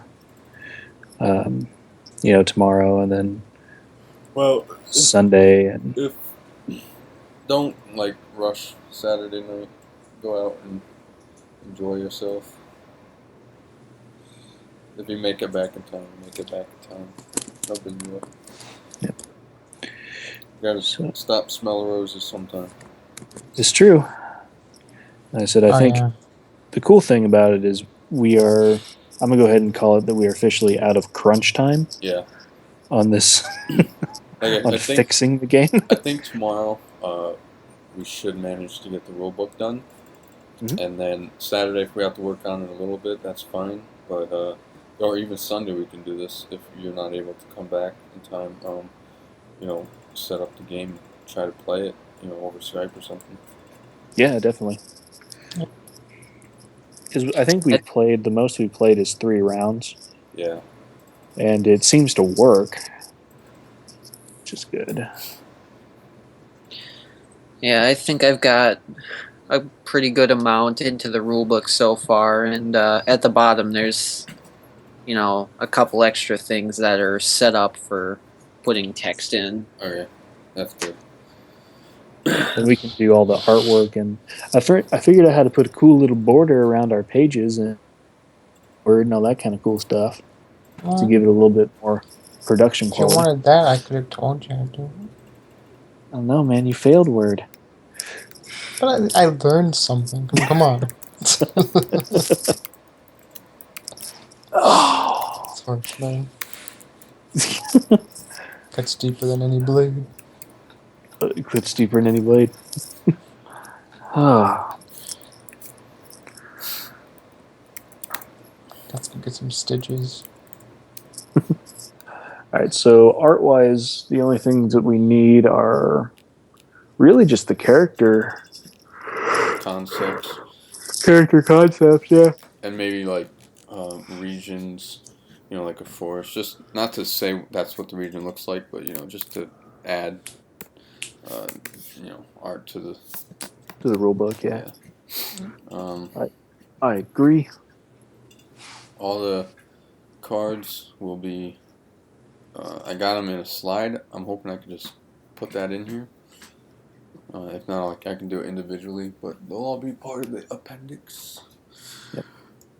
For them to go on and download them, print them I out. think the only cards and stuff we'll have to have in the actual body of the rule book is just maybe one card to point out. Yeah, labeled. One label card for that stuff, but that won't be too bad. I think we're pretty good for now. Sounds like everybody's kind of tired, yawning and all. So I think Jesus.